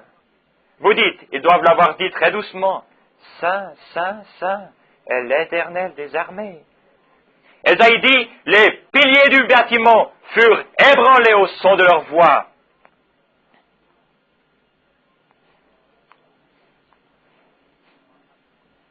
Ils n'ont pas simplement dit, Saint, Saint, Saint.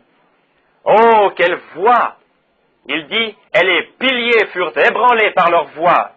Ils criaient, ces êtres angéliques près de Dieu criaient, Saint, Saint, Saint est l'Éternel des armées.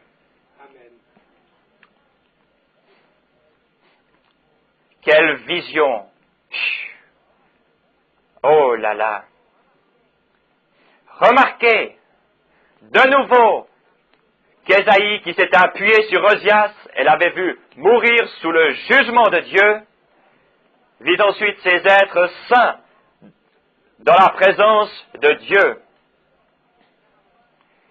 Ces séraphins criaient, Saint, Saint, Saint est l'Éternel des armées, et ces saints anges se couvraient la face. Si ces saints anges couvraient leur saint visage dans la présence d'un Dieu saint, alors qu'en est-il de nous?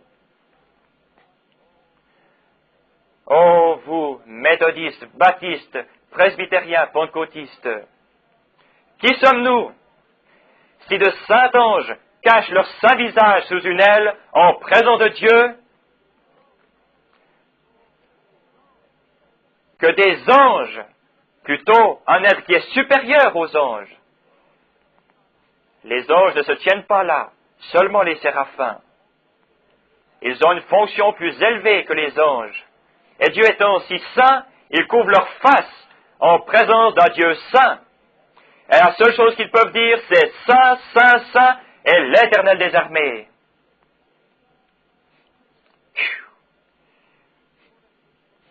Une couverture spéciale pour pouvoir se tenir dans la présence de Dieu. De quel genre de couverture avons-nous besoin? Il devait être couvert. Je veux dire ceci tout de suite. Le sang de Jésus-Christ est entièrement suffisant. Voyez-vous, Christ n'est jamais mort pour ces séraphins. Non, non. Mais ils sont des êtres créés. Il n'est jamais mort pour les anges. Il est mort pour les pécheurs. Il n'est pas mort pour les saints. Il est mort pour les impies. Aussi longtemps que vous pensez que vous êtes saint, il ne vous a jamais touché. Mais quand vous réalisez que vous n'êtes rien, alors il est mort pour vous. Voyez-vous? quand vous réalisez que vous n'êtes rien, alors vous êtes celui pour qui il est mort. Dieu étant parfaitement saint, en lui il n'y a rien d'autre que la sainteté, c'est tout, la pureté. Maintenant, observons ses ailes quelques minutes. Nous voyons qu'il se couvrait la face avec 2 ailes. Oh, pensez un peu, même de saints anges couvraient leur saint visage à la présence d'un Dieu saint. Et la seule chose qu'ils pouvaient dire, c'était « Saint, Saint, Saint est l'Éternel des armées ». Saint, Saint, Saint est l'Éternel des armées. Et il nous est rapporté qu'il criait jour et nuit. C'est le premier échelon en dessous de Dieu. Jour et nuit, sans discontinuer. Et vous pensez que nous faisons beaucoup de bruit? Que pensez alors du bruit que faisaient des millions d'entre eux autour du trône? Quand la voix d'un seul ébranla les piliers du temple, lorsqu'il cria « Saint, Saint, Saint », vous voyez, c'est une seule voix qui secoua le temple, alors que des millions d'entre eux criaient autour du trône de Dieu « Saint, Saint, Saint est l'Éternel des armées, Saint, Saint, Saint est l'Éternel des armées », avec des ailes sur leurs faces, des ailes sur leurs pieds en signe de révérence, de respect. Oh là là! Actuellement, il n'y a ni révérence, ni respect pour tout ce qui touche à la sainteté. Si vous parlez de la sainteté, on vous appelle un exalté. Il n'y a pas de révérence, de respect, ni pour Dieu, ni pour son peuple, ni pour sa parole. Où ces gens vont-ils finir? Je pense que tu as raison, Ben.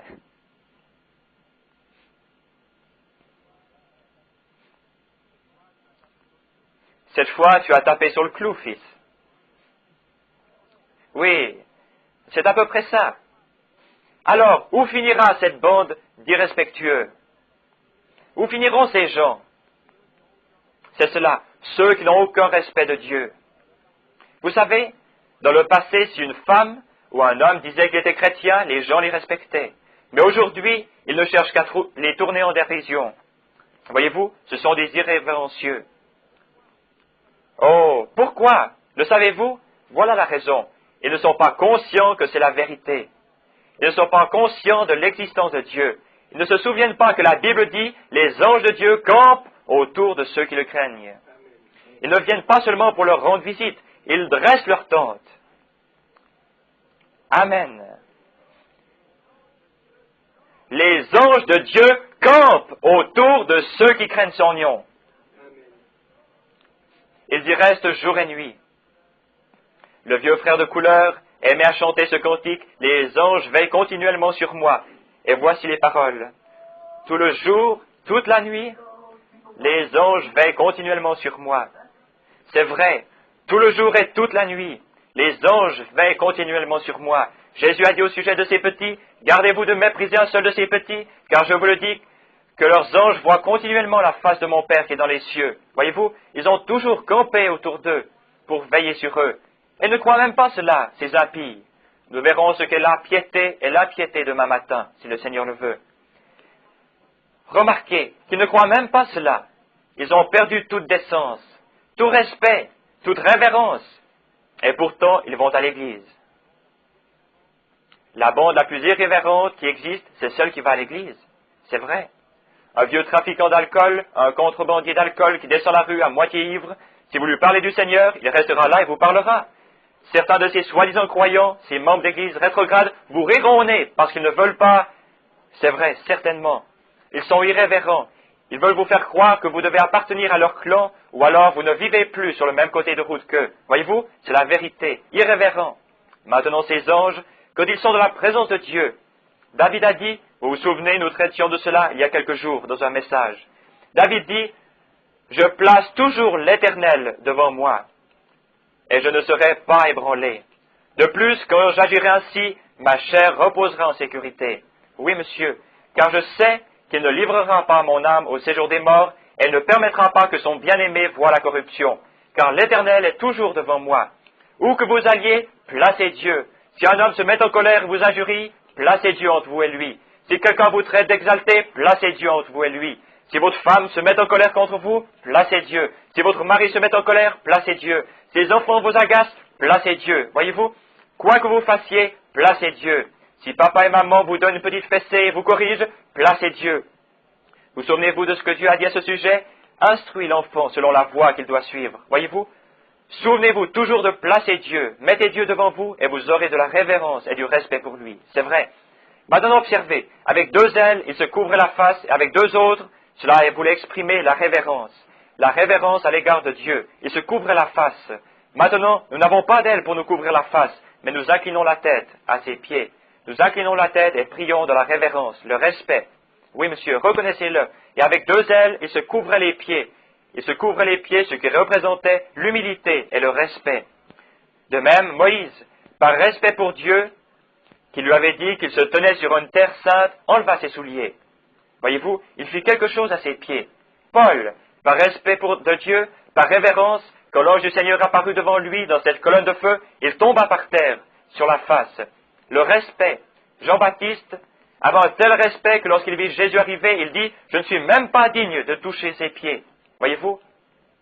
Les pieds montrant le respect. Voyez-vous? Oh, soyez conscients. Il n'y a qu'une chose dont vous avez à être conscient, c'est de votre petitesse. Si vous voulez arriver à un certain niveau avec Dieu, faites-vous vraiment petit. Ne vous faites pas grand comme Osias. Il entre à dire, je ferai quand même ceci, que je sois, ce n'est pas votre affaire de me reprendre. Voyez-vous, il aurait dû s'humilier. Oui, serviteur de Christ, pardonnez-moi. Il n'aurait jamais attrapé la lèpre, non. Je sais que c'est votre travail, Dieu vous a appelé, c'est votre fils. Allez-y et faites-le, messieurs, je regrette beaucoup. S'il s'était rétracté, il y aurait eu un récit différent dans ce livre. Mais quand on le corrigea, il se mit en colère. Vous pouvez corriger des gens sur un point quelconque, ou leur parler de leurs mauvaises actions, ils quitteront l'Église. Ils veulent aller vers quelqu'un. Si vous dites aux femmes qu'elles ne devraient pas avoir les cheveux courts, elles disent « Eh bien, j'irai à un endroit où on peut le faire. » Une dame est venue ici il y a quelque temps. J'y ai envoyé ma femme, nous étions à une réunion. Elle n'avait pas le temps de se laver les cheveux. Elle, je lui dis d'aller simplement dans un de ces salons de coiffure se faire laver les cheveux. Elle y alla, et la coiffeuse ne sut même pas comment arranger ses cheveux. Elle les lui enroula simplement au sommet de la tête.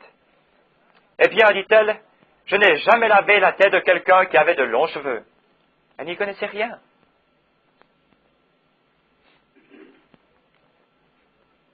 Je ne comprends pas. Oh là là, voyez-vous, ils ne savent pas de quoi il s'agit. Pourquoi? C'est à cause d'hommes faibles à la chair, sous l'influence desquels ils se sont trouvés. Exactement. Des pasteurs qui ne veulent pas dire la vérité. Ils établissent des compromis avec la parole. Voyez-vous, cela aurait mieux été si, après avoir parlé à l'un d'entre eux, celui-ci s'était levé, avait explosé et dit « Je ne vais plus jamais écouter ces exaltés. » Voyez-vous? Continuez ainsi, Osias. C'est vrai. La lèpre, je préférerais à coup sûr avoir la lèpre que ce genre de lèpre, car c'est la lèpre de l'âme. Voyez-vous, quand vous vous élevez, vous êtes à ce moment même couvert de lèpre, le péché, ce qui est pire que la lèpre, c'est la lèpre de l'âme. Osias s'endormit probablement avec ses pères, comme dit la Bible, car il était sauvé. Il avait simplement fait quelque chose de faux. Mais quand vous le faites en connaissant la vérité, alors vous attrapez la lèpre de l'âme. Et alors, il n'y a pas moyen de faire entrer l'âme d'un lépreux, vous le savez. Ainsi faites-vous petit, humiliez-vous devant Dieu, ne vous gonflez pas et ne vous emportez pas, sondez les Écritures et voyez si c'est juste. J'ai dit à quelqu'un il n'y a pas longtemps, il disait, « Frère Branham, j'ai compris que vous étiez un Jésus seul. » Je dis, « Vous avez mal compris, voyez-vous, je ne suis pas un Jésus seul. » Ils dirent, « Mais vous baptisez au nom de Jésus. » Je répondis, « Cela ne fait pas de moi un Jésus seul. La doctrine de Jésus seul les enseigne à baptiser pour la régénération. Je n'y crois pas. Je ne crois pas que dès l'instant où vous êtes baptisé au nom de Jésus, vos péchés vous sont pardonnés. Je crois que Pierre a dit, « Repentez-vous premièrement. Faites demi-tour, vous avez manqué le but, retournez. Repentez-vous et ensuite montrez au monde que vous avez été baptisé. » Je ne crois pas que la nouvelle naissance soit le baptême du Saint-Esprit. Ce n'est pas le baptême du Saint-Esprit, c'est être né de nouveau. Nous sommes nés de nouveau par le sang. La cellule de vie vient du sang. Vous êtes baptisés par le Saint-Esprit dans le corps, mais vous êtes nés par le sang. Absolument. Vous êtes nés par le sang de votre Père. Je suis né de nouveau par le sang de mon Père, de notre Père, Christ. Oui, monsieur. Mais voyez-vous, nous ne croyons pas cela. Non. Le fait de baptiser au nom de Jésus-Christ ne fait pas de nous des Jésus seuls. Pas du tout. Non, monsieur. Oui, monsieur. Moïse s'humilia en présence de Dieu quand il entendit sa voix lui dire « Enlève tes souliers !» Moïse se baissa, enleva rapidement ses souliers. Voyez-vous, c'est vrai. Paul, quand cette lumière le jeta à terre, une voix lui dit « Saul, Saul, pourquoi me persécutes-tu » Il répondit « Seigneur, qui es-tu » Voyez-vous, il était à terre. Qui est-ce? Il répondit « Je suis Jésus, cette colonne de feu. Je suis Jésus. Il te serait dur de rejamber contre les aiguillons. Il dit, Seigneur, que dois-je faire? Il était prêt. Jean-Baptiste le fit venir. Il était l'un des plus grands hommes, car Dieu a dit, parmi ceux qui sont nés de femmes, il n'en est point de plus grand que Jean. Et quand Jean le vit, il reconnut sa petitesse. C'est pourquoi il dit, je ne suis pas digne d'enlever ses souliers. Amen. Souvenez-vous bien de ceci, un grand homme s'humilie. La meilleure manière de monter, c'est de descendre, toujours. Faites-vous petit, et Dieu vous élèvera. Quiconque s'élève sera baissé, quiconque s'abaisse sera élevé. Oh, j'aime cela. Faites-vous petit, soyez toujours petit. Ne soyez pas le gros bonnet, soyez le petit. Voyez-vous, de toute manière, Dieu est le seul parmi nous à être grand, c'est vrai. Vous ne pouvez pas dire, c'est une sainte Église, un peuple saint. Oh non, c'est un Dieu saint, c'est vrai. Mais une Église impie, un peuple impie, c'est vrai. Il n'existe pas de sainte Église, c'est un Dieu saint dans l'Église. Ce n'est pas un peuple saint, c'est le Saint-Esprit dans le peuple. Alors vous ne parlez pas des gens, vous parlez du Saint-Esprit qui est dans les gens. Amen. Amen, c'est le mot juste. Amen, cela a atteint son but, je l'ai senti. Oui, monsieur, il a aimé cela, je le sais. Gloire. Oui, monsieur.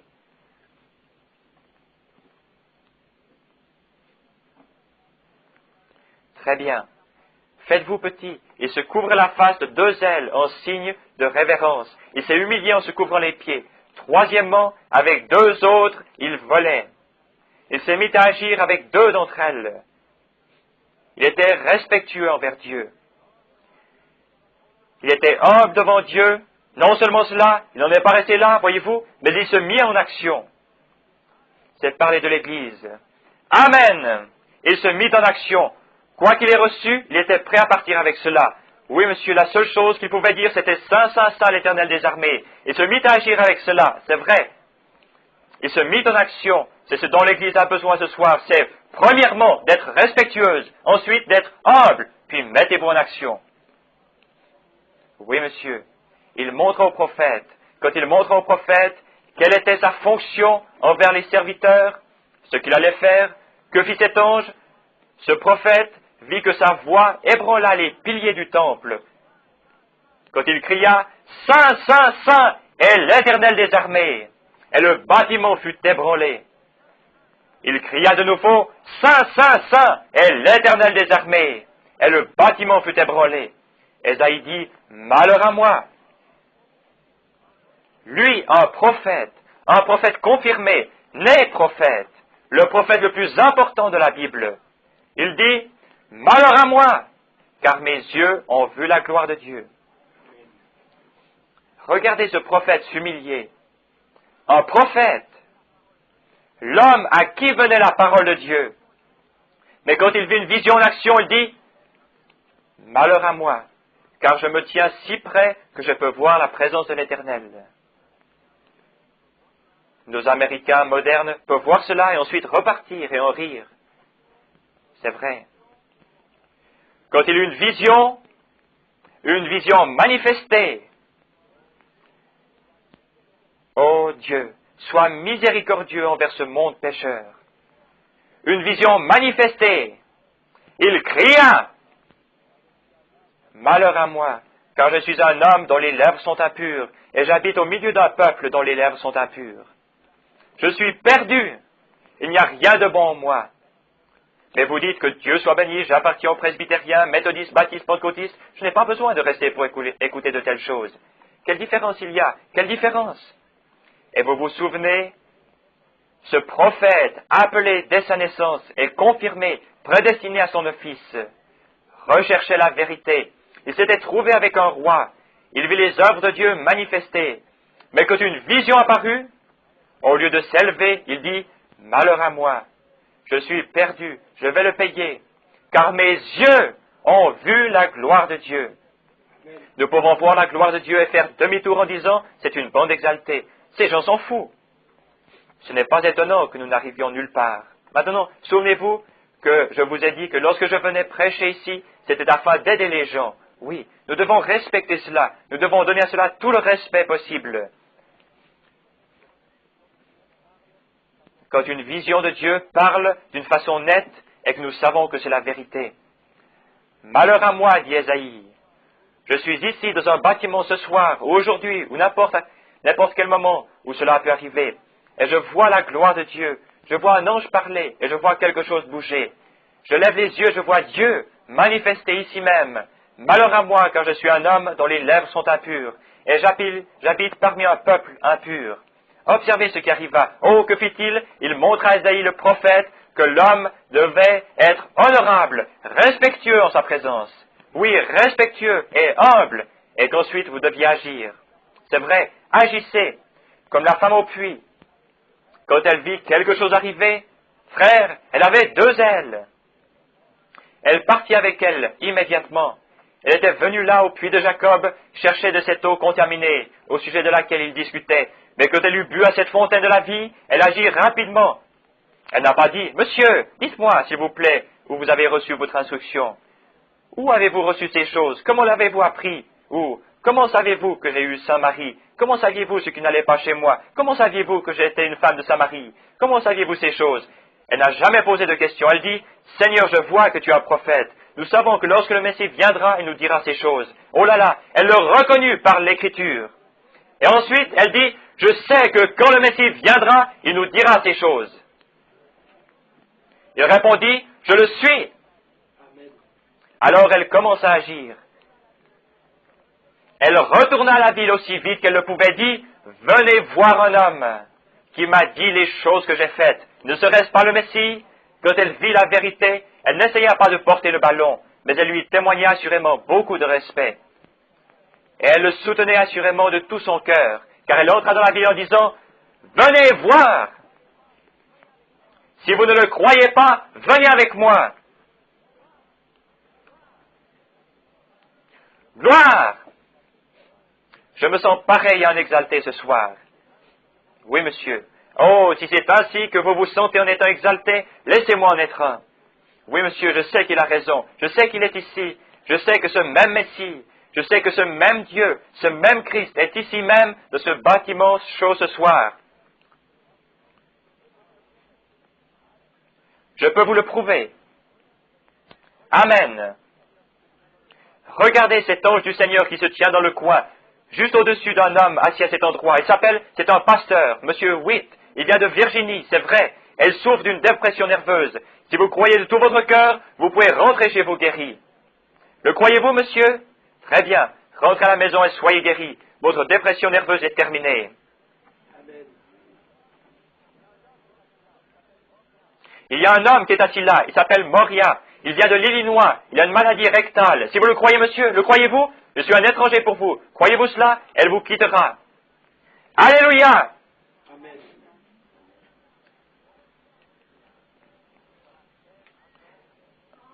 Quand la pierre ardente eut touché le prophète, le rendant aussi pur qu'il est possible de l'être, quand la voix de Dieu dit qu'il marchera pour nous, alors il répondit, « Me voici, envoie-moi. » Peu importe la persécution, peu importe la croix. Envoie-moi, Seigneur, me voici. Peu importe combien vous rejette, combien il y a de ceci ou de cela. Envoie-moi. Il est ce même Messie. Il est ici même en cet instant. Je le vois de nouveau. Amen. Qu'est-ce? Cette femme commence à agir. Elle avait ses ailes et commençait à voler. Elle commence à agir très rapidement. Quand l'apôtre Pierre, quand il prit Dieu au mort un jour sur la mer, il avait pêché toute la nuit et n'avait rien pris. Jésus vint vers lui et lui dit, « Jette ton filet de l'autre côté du bateau. » Il répondit, « Seigneur, je suis pêcheur. Je sais quand ils mordent et quand ils ne le font pas. Je sais où ils sont et où ils ne sont pas. Mais j'ai pêché toute la nuit et je n'ai même pas pris un verron. Maintenant, si tu me dis de le jeter de ce côté, je sais qu'il n'y a là pas de poisson. Mais sur ta parole, Seigneur, je vais jeter le filet. » Que fit-il? Il entra en action. Amen. Amen. Il y a ici un bassin plein d'eau. Si vous n'avez jamais été baptisé au nom de Jésus, c'est le moment d'entrer en action. Si vous n'êtes qu'un membre d'Église et que vous ne connaissiez pas Dieu par le baptême du Saint-Esprit, c'est le moment d'entrer en action. C'est vrai. Couvrez-vous la face dans la révérence. Couvrez-vous les pieds dans l'humilité. Courbez vos genoux et entrez en action. Si vous ne connaissez pas Dieu, entrez en action. Quand l'homme aveugle, quand Jésus lui parla, cracha à terre et fit de la boue de sa salive, il l'appliqua sur ses yeux. Elle le guérit. Après cela, cet homme entre en action. Il répandit sa renommée. Il n'essaya pas de porter le ballon, mais frère, il répandit sa renommée à travers toute la contrée. Que fit-il? Il se mit en action. Une fois, un homme aveugle fut guéri et lui dirent, « Cet homme est un pécheur, tu ne le connais même pas. » Il répondit, « S'il est un pécheur, je ne sais, mais je sais une chose, c'est que j'étais aveugle et que maintenant je vois. » Que fit-il? Il entre en action. C'est ce dont l'Église a besoin. Entre en action. Nous avons trop de formes, nous avons trop de dignité mondaine. Nous avons besoin de nous mettre à l'action. Amen. Il répandit sa renommée dans toute la région. Les gens à la Pentecôte avaient peu de connaissances. Certains ne pouvaient même pas signer leur propre nom. Mais ils étaient dans la crainte et allèrent dans la chambre haute. En ce jour-là, que firent-ils? Ils allèrent là pour obéir à sa parole. Ils reçurent sa parole. Oh, si les gens aujourd'hui recevaient simplement sa parole, alors ils se mettraient à l'action. Restez dans Jérusalem. Luc 24, 49. Vous recevrez le Saint-Esprit, et après que le Saint-Esprit sera venu sur vous, vous serez mes témoins. Acte 1, 8. Luc 24, 49 dit, « Voici, j'enverrai sur vous ce que mon Père a promis, mais vous restez dans la ville jusqu'à ce que vous soyez revêtus de la puissance de Dieu, ou d'en haut. » Pendant combien de temps? 1 heure, 2 heures, 10 jours, 4 mois, 6 mois? Cela ne faisait pas de différence. Jusqu'à. Combien de temps cela va-t-il durer? Simplement jusqu'à. Quand vous demandez quelque chose à Dieu, restez là jusqu'à. Amen. Restez jusqu'à. Jusqu'à quand? Jusqu'à ce que cela arrive. Réclamez-vous-en, croyez-le, accrépez-vous à cela, entrez en action, témoignez de cela, oui, témoignez, ne craignez rien, entrez en action. Il était dans la chambre haute, faisant quoi? Louant et bénissant Dieu. À cause de quoi? La promesse. Il savait que cela devait arriver. Vous y êtes, entrez en action, mettez-vous à louer Dieu jusqu'à ce que la promesse s'accomplisse. Vous avez la promesse. Si vous croyez que Dieu guérit, restez en action. Si vous croyez maintenant qu'il va vous faire sortir de là et que vous vous accrochiez à lui, restez en action. Amen. Restez en action. Vous avez 2 ailes, alors utilisez-les. Restez en action. Faites-les battre. Seigneur, je crois. Seigneur, je crois. Vous ne pouvez pas simplement crier Saint, Saint, Saint. Vous devez dire aussi Seigneur, je crois. Restez en action. Amen. Ils restèrent en action jusqu'à ce qu'il vint du ciel un bruit comme celui d'un vent impétueux. Alors il y eut vraiment une action. Ils entrèrent en action. Frères, sœurs, ce que nous avons vu arriver en ces derniers jours devrait nous mettre en action. Amen. Nous devrions être en action. Exactement. Nous sommes restés là comme si c'était quelque chose. Et les gens restent là, les pentecôtistes. Le Seigneur accomplit quelque chose et ils diront, c'est pas mal. Oh là là, cela ne ressemble pas beaucoup au séraphin qui vit près de Dieu. C'est vrai. Un messager vit dans la présence même de Dieu. En devenant son enfant, cela vous place plus loin que l'autel des reins. Le séraphin est à l'autel des reins, mais vous, en tant que fils ou fille, allez directement dans la présence de Dieu. Vous n'avez pas besoin de passer par un prêtre ou par quelque chose d'autre. Il est votre prêtre. Voyez-vous, là, dans sa présence, en tant que fils et fille. Frère, je crois que nous avons plus que des ailes. Amen. Nous avons le Saint-Esprit. C'est vrai. Mais nous devrions agir avec révérence et humilité, non pour tenter de faire pression sur quelqu'un, mais avec révérence et une humilité telle que nous pourrions entrer en action et dire « Malheur à nous, car nous avons vu la présence du Tout-Puissant. Nous avons vu des visions se réaliser comme il l'avait annoncé. Les œuvres que je fais, vous les ferez aussi. Vous en ferez davantage parce que je m'en vais au Père. » Nous en avons vu arriver bien davantage que ce qui était rapporté dans... Nous en avons vu se réaliser davantage en une seule réunion qu'il en est question dans la Bible. C'est vrai. Plus au cours d'une réunion que pendant les 33 ans et demi de sa vie. C'est vrai. Pensez-y. Nous l'avons vu de nos yeux. Nous l'avons vu arriver. Nous l'avons vu prédit arriver. Nous l'avons observé. Des boiteux, des aveugles, des estropiés, des gens aux membres atrophiés. Des prédictions qui se sont accomplies exactement. Cela n'a jamais failli. Frères, cela devrait nous pousser à agir avec humilité et révérence. Depuis longtemps, à remonter au temps de la Bible, quand la colonne de feu se tint au-dessus d'Israël, et qu'elle fut faite chair et habita parmi nous, je viens de Dieu et je retourne à Dieu. Saint Paul la vit et tomba sur sa face. Un grand docteur comme Paul, enseigné par Gamaliel, se roula dans la poussière et s'écria « Seigneur, Seigneur, qui es-tu? Je suis prêt à mourir. » Un grand homme, c'était un érudit, et il s'humilia parce qu'il vit la colonne de feu. Ici, nous ne la voyons pas se déplacer parmi nous, seulement de nos yeux, mais la science l'a photographiée. Cela devrait nous pousser à agir. Nous la voyons accomplir les mêmes choses que ce temps-là. Elle le fait encore aujourd'hui, la promesse du Père. Oh, qu'est-ce? Elle vient pour confirmer la parole, pour prouver que la parole est ainsi. Cela devrait mettre l'Église en action. Ne pensez-vous pas? Avec 2 d'entre elles, il se couvrait la face en signe de révérence. Avec 2 autres, il se couvrait les pieds, l'humilité. Avec 2 autres encore, il allait travailler. Il partait, commençait à agir. Maintenant, nous devrions agir par respect de la parole. Nous devrions parler aux gens. Les signes de sa venue apparaissent. Partout, nous les voyons ressortir de la parole. Nous entendons le Saint-Esprit nous dire certaines choses qui sont sur le point d'arriver. Il n'y a pas plus de 20 ans, dans ce même bâtiment, il a annoncé la venue du président Kennedy. Il a dit exactement ce qui arriverait, que les femmes, etc., éliraient cet homme exactement ce qu'il serait. Ainsi, nous l'avons su d'avance et avons déclaré exactement ce qui arriverait. Et le voici aujourd'hui. Il va bientôt y avoir cette conférence. Toutes les églises vont s'unir en une fédération des églises. Pourquoi cela ne nous met-il pas en action? C'est vrai. Mot par mot, tel qu'il a dit, cela s'est accompli juste à côté de nous. Cela devrait nous mettre en action. Comme le prophète, nous avons vu les signes imminents du départ, le rejet, l'exaltation des dénominations et finalement la perte de leur place. De même, Ésaïe se tint là. C'était un homme dénominationnel au commencement. Il s'était appuyé sur le roi parce que c'était un homme bon, mais il vit ce que l'exaltation de soi-même lui causa. Cela le fit disparaître pour toujours. Et nous avons vu ce que l'exaltation de soi-même, de la dénomination, a causé à l'Église. Cela a rayé pour toujours l'Église dénominationnelle du cercle élu. Indiquez-moi une qui se soit relevée après tomber. Où cela se trouve-t-il? Regardez dans l'histoire et voyez n'importe quelle Église qui est tombée. Aussitôt qu'elle s'est organisée, elle est tombée. Elle n'est jamais relevée. Osias n'est jamais retourné au temple. Il fut lépreux le reste de sa vie et fut enterré en lépreux. Oui, monsieur. Le prophète vit ce que cela produisait, ce que cette exaltation produisait. Mais nous sommes, ou presque chaque personne ne peut entrer dans nos dénominations à moins qu'elle ne subisse un test chez le psychiatre pour voir si son quotient intellectuel est suffisant ou pas. Il doit avoir un diplôme avant même d'être autorisé à prêcher. Nos comités ne voudront pas s'il n'a pas cela. Oh là là, les gens de la bonne société du pays Vienna, regardez les voitures autour de l'endroit où nous sommes. Ce sont des Cadillacs, des Rickenbackers, etc. Nous avons vu cette chose mourir. Nous voyons que c'est mort, et tout cela s'est rempli de plaies putrides, comme la Bible décrit.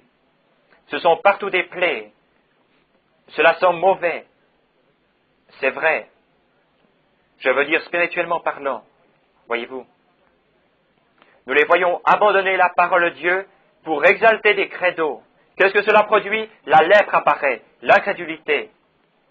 Ah, oh là là. De même, Osias essaya de prendre la place de cet office oint. Après avoir été frappé, il découvrit qu'il avait failli. Et nous avons vu ces églises essayer de prendre la place de l'office oint pour prêcher la parole de Dieu. Elles sont tombées dans la confusion. Ils ne savent que faire. Mettez la parole devant eux, ils ne savent que faire. C'est terrible. Nous croyons que c'était pour une autre époque. Qu'était-ce? Ils sont dans la confusion. Comment pouvez-vous remplir l'office du roi de Dieu, tout en niant sa parole ointe, étant lui-même cette parole?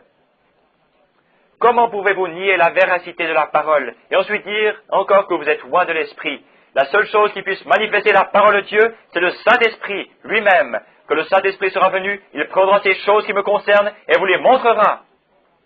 C'est vrai. Comment pouvez-vous prendre la place d'un office oint et appartenir à un credo ou à une dénomination? Ils sont morts. La chose à faire, c'est de tomber sur votre face et crier « Seigneur, je suis un homme dont les lèvres sont impures. » Oui, monsieur. Ces dénominations essayent de prendre la place de la Sainte Église. Ils disent « Nous croyons en Dieu, le Père Tout-Puissant, Créateur des cieux et de la terre, et de Jésus-Christ son Fils. Nous croyons en la Sainte Église catholique romaine et toutes ces autres choses. Nous croyons en la communion des saints. Je crois à la communion de Christ. Oui, monsieur. Je crois dans les saints, que les saints sont dans la gloire, assurément. Et je crois que nous avons un médiateur entre Dieu et les hommes. Oui, monsieur. Mais laissez ça de côté. Ici, la Bible ne dit pas cela. Ils disent, mais c'est la Bible, c'est Dieu. La parole était Dieu, la parole fut faite chair. Et elle habita parmi nous. Maintenant, la parole est dans notre chair, manifestée et ointe par le Saint-Esprit. C'est le moment d'entrer en action. Les effets de la vision sur le prophète, oh là là, lui firent confesser qu'il était pécheur. Lui, un prophète oint, Il dit, « Je suis un homme dont les lèvres sont impures. Je suis dans l'erreur, j'ai mal agi.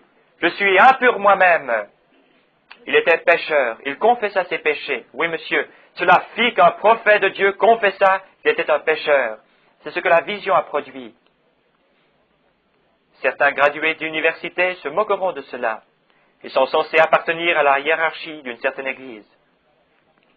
Avez-vous entendu ce que le cardinal a déclaré aujourd'hui dans ce bulletin de nouvelles? Il a dit, « Il y en a qui enseignent que le retour du Seigneur est proche. » Il ajouta, « Mais il est certain que nous devrons nous débarrasser de cette bande-là.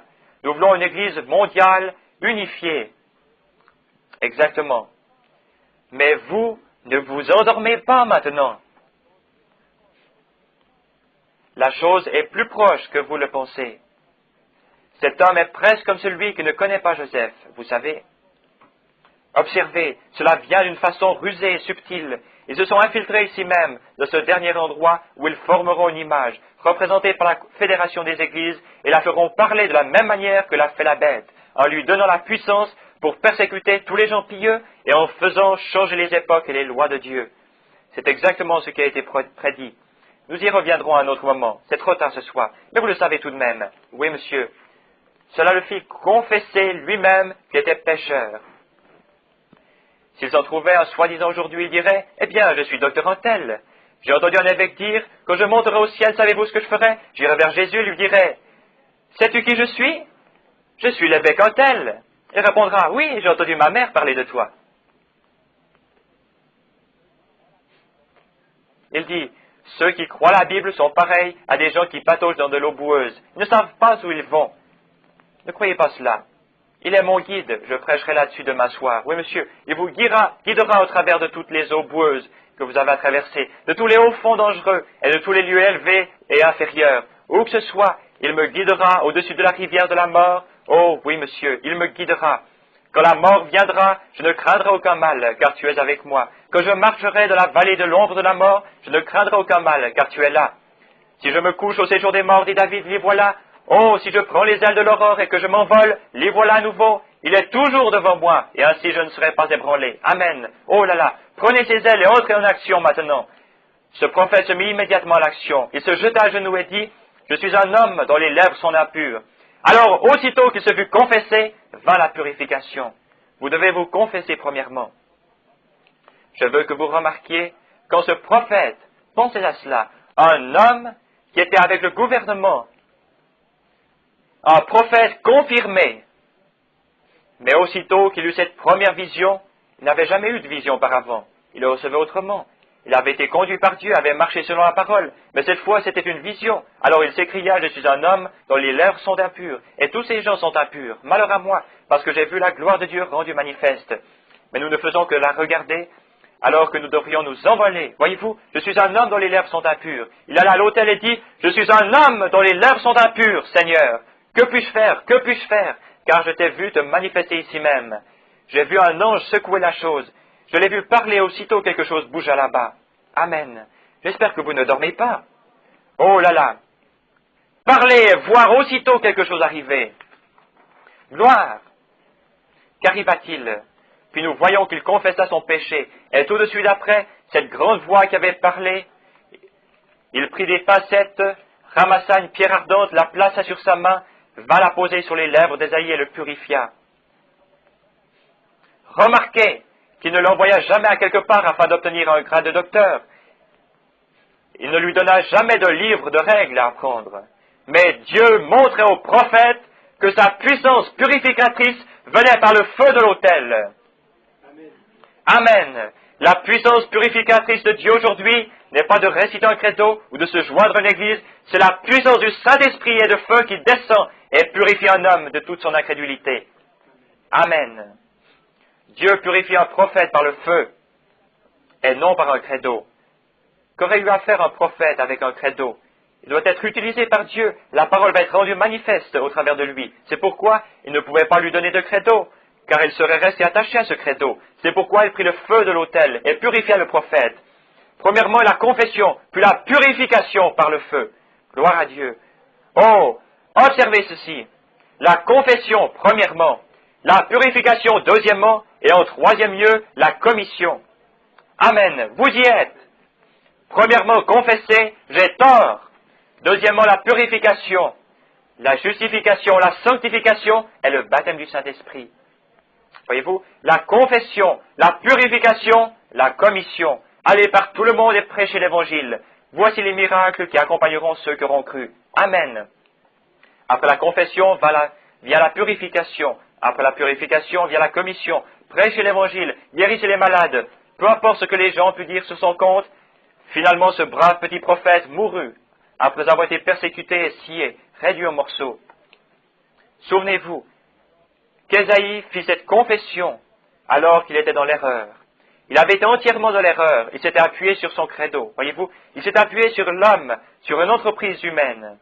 Il avait vu un roi qui était un grand homme. C'était un homme religieux, mais il vit que tous les hommes devaient faillir.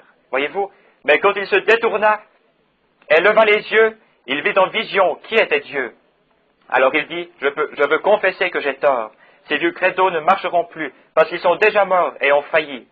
Ils sont frappés de la lèpre, mais j'ai vu la gloire de Dieu rendue manifeste.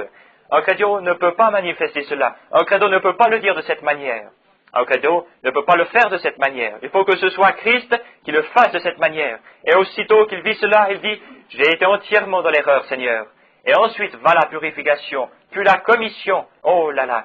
C'est alors qu'après sa purification, Ésaïe, quand Dieu demanda, qui marchera pour moi? Ésaïe répondit, Seigneur, me voici, envoie-moi.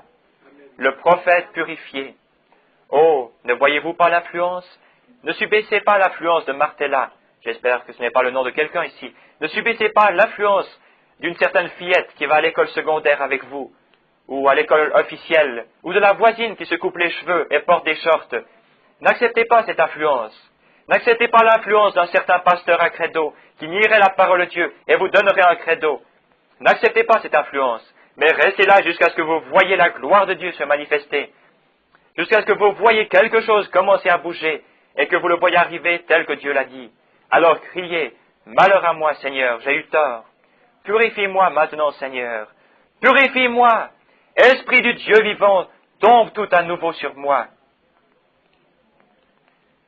Quand la pierre ardente eut touché le prophète, le rendant aussi pur qu'il est possible de l'être, quand la voix de Dieu dit qu'il marchera pour nous, alors il répondit, Maître, me voici, envoie-moi.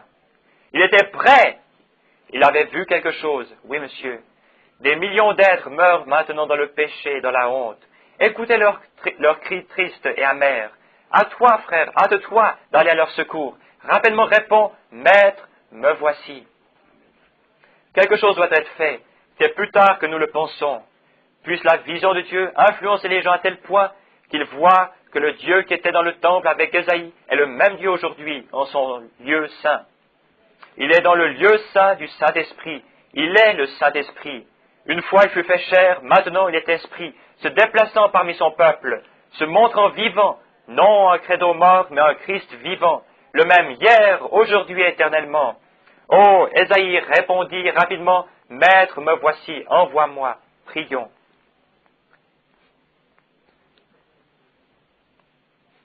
Avec nos têtes baissées. Quand la pierre ardente eut touché le prophète, le rendant aussi pur qu'il est possible de l'être, quand la voix de Dieu dit, qui marchera pour nous, il répondit alors, me voici, envoie-moi. Ensemble, parle mon Seigneur,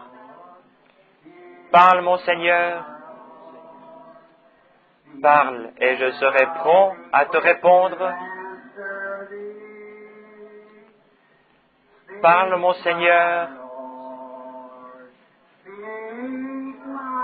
parle mon Seigneur, parle et je te répondrai. Seigneur, envoie-moi. C'est peut-être votre voisin, c'est peut-être la femme ou l'homme avec lequel vous travaillez, mais il y en a des millions maintenant dans le péché et la honte qui meurent, dans des credos et des dénominations. Oh, écoutez leurs cris très tristes et amers. Hâte-toi, frère, hâte-toi d'aller à leur secours. rapidement réponds, Maître, me voici. Parle, mon Seigneur. Parle, mon Seigneur. J'ai une vision du Seigneur. Je le vis arriver. Parle et je serai prompt à répondre. Il a déjà parlé maintenant. Parle, mon Seigneur. Parle, mon Seigneur. Parle et je répondrai. Seigneur, envoie-moi. Maintenant, avec vos têtes baissées, je me demande ce soir, comme je vous l'ai dit au début, j'essaie d'étudier quelque chose qui, je pense, vous aiderait. Vous avez vu ce prophète, c'était un grand homme. Il naquit dans le but d'être un prophète. Il découvrit qu'il avait pris la mauvaise route. Il s'est appuyé sur le bras d'Ozias, un roi. Il vit que vous ne pouvez pas vous appuyer sur les bras de la chair. C'est périssable, c'est faux. Mais regardez en haut et voyez Dieu assis sur un trône élevé. Levez les yeux vers Jésus. Il dit, je suis le même hier, aujourd'hui, éternellement. Laissez-le vous ravir en esprit. Observez, voyez s'il n'est pas le même hier. Quand ce petit Ésaïe vit en vision Dieu descendre dans ce temple, il était prêt à confesser ses mauvaises actions. Il était prêt à confesser qu'il n'avait rien fait de juste.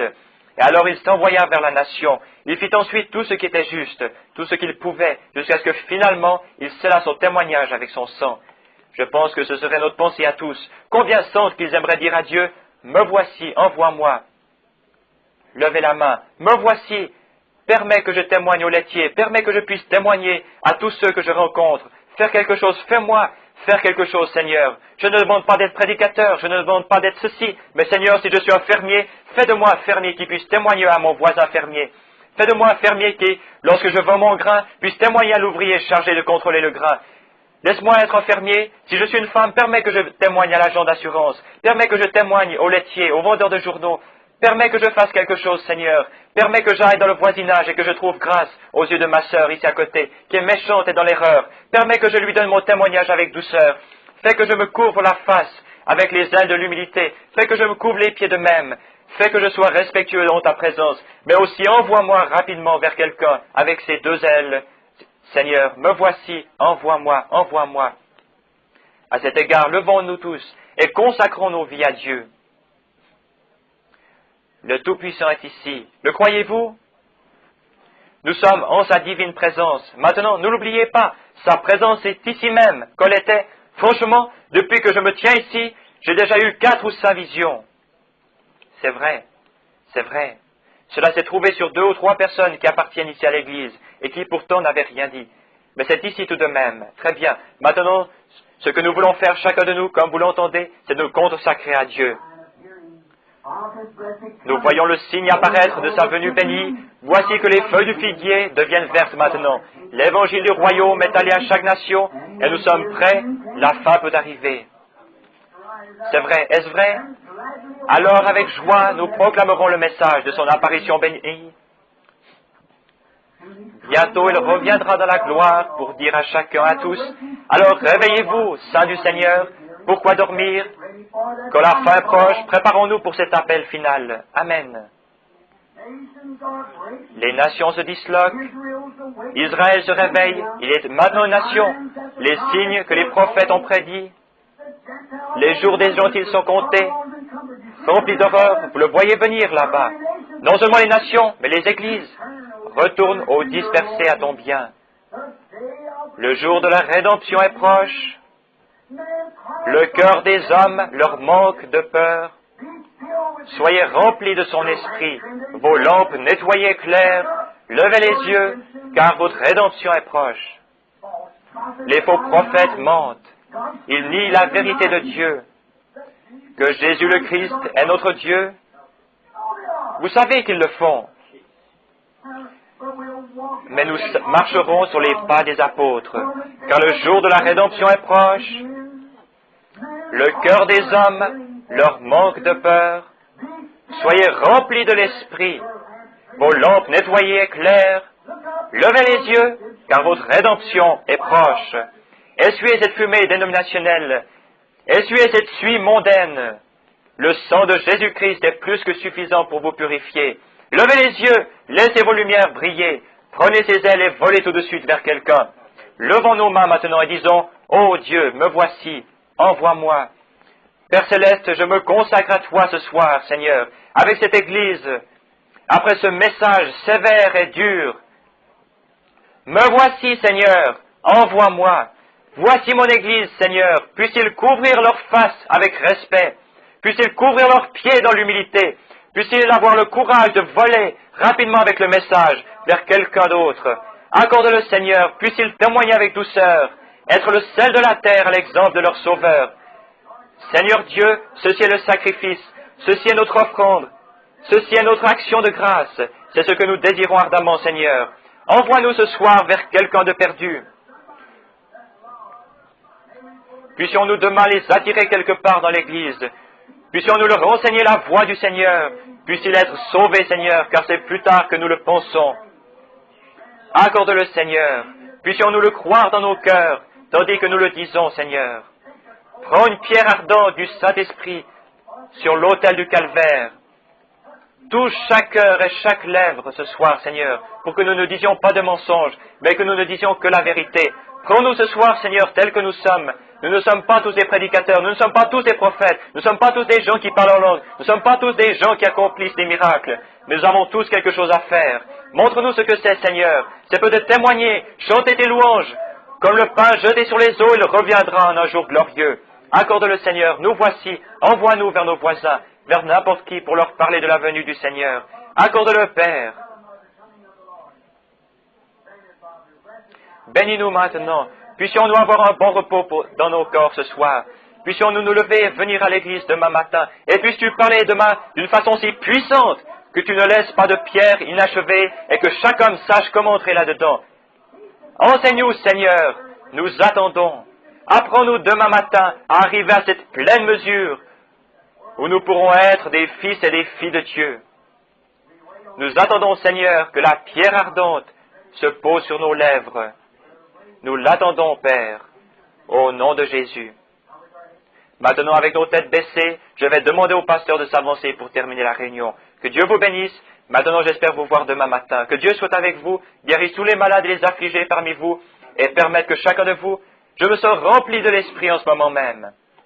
Je sens le Saint-Esprit, je sens sa présence. Je sais qu'il est ici. Je suis convaincu qu'il est ici. Je le vois, je sais qu'il est ici. Je le vois se déplacer. Ces glorieuses colonnes de feu. Oh, gloire! Je vois la manifestation de son être, la divinité de sa présence, son être auguste. Oh Dieu, garde ces gens, n'en laisse pas un seul se perdre, je te prie. Gloire à Dieu.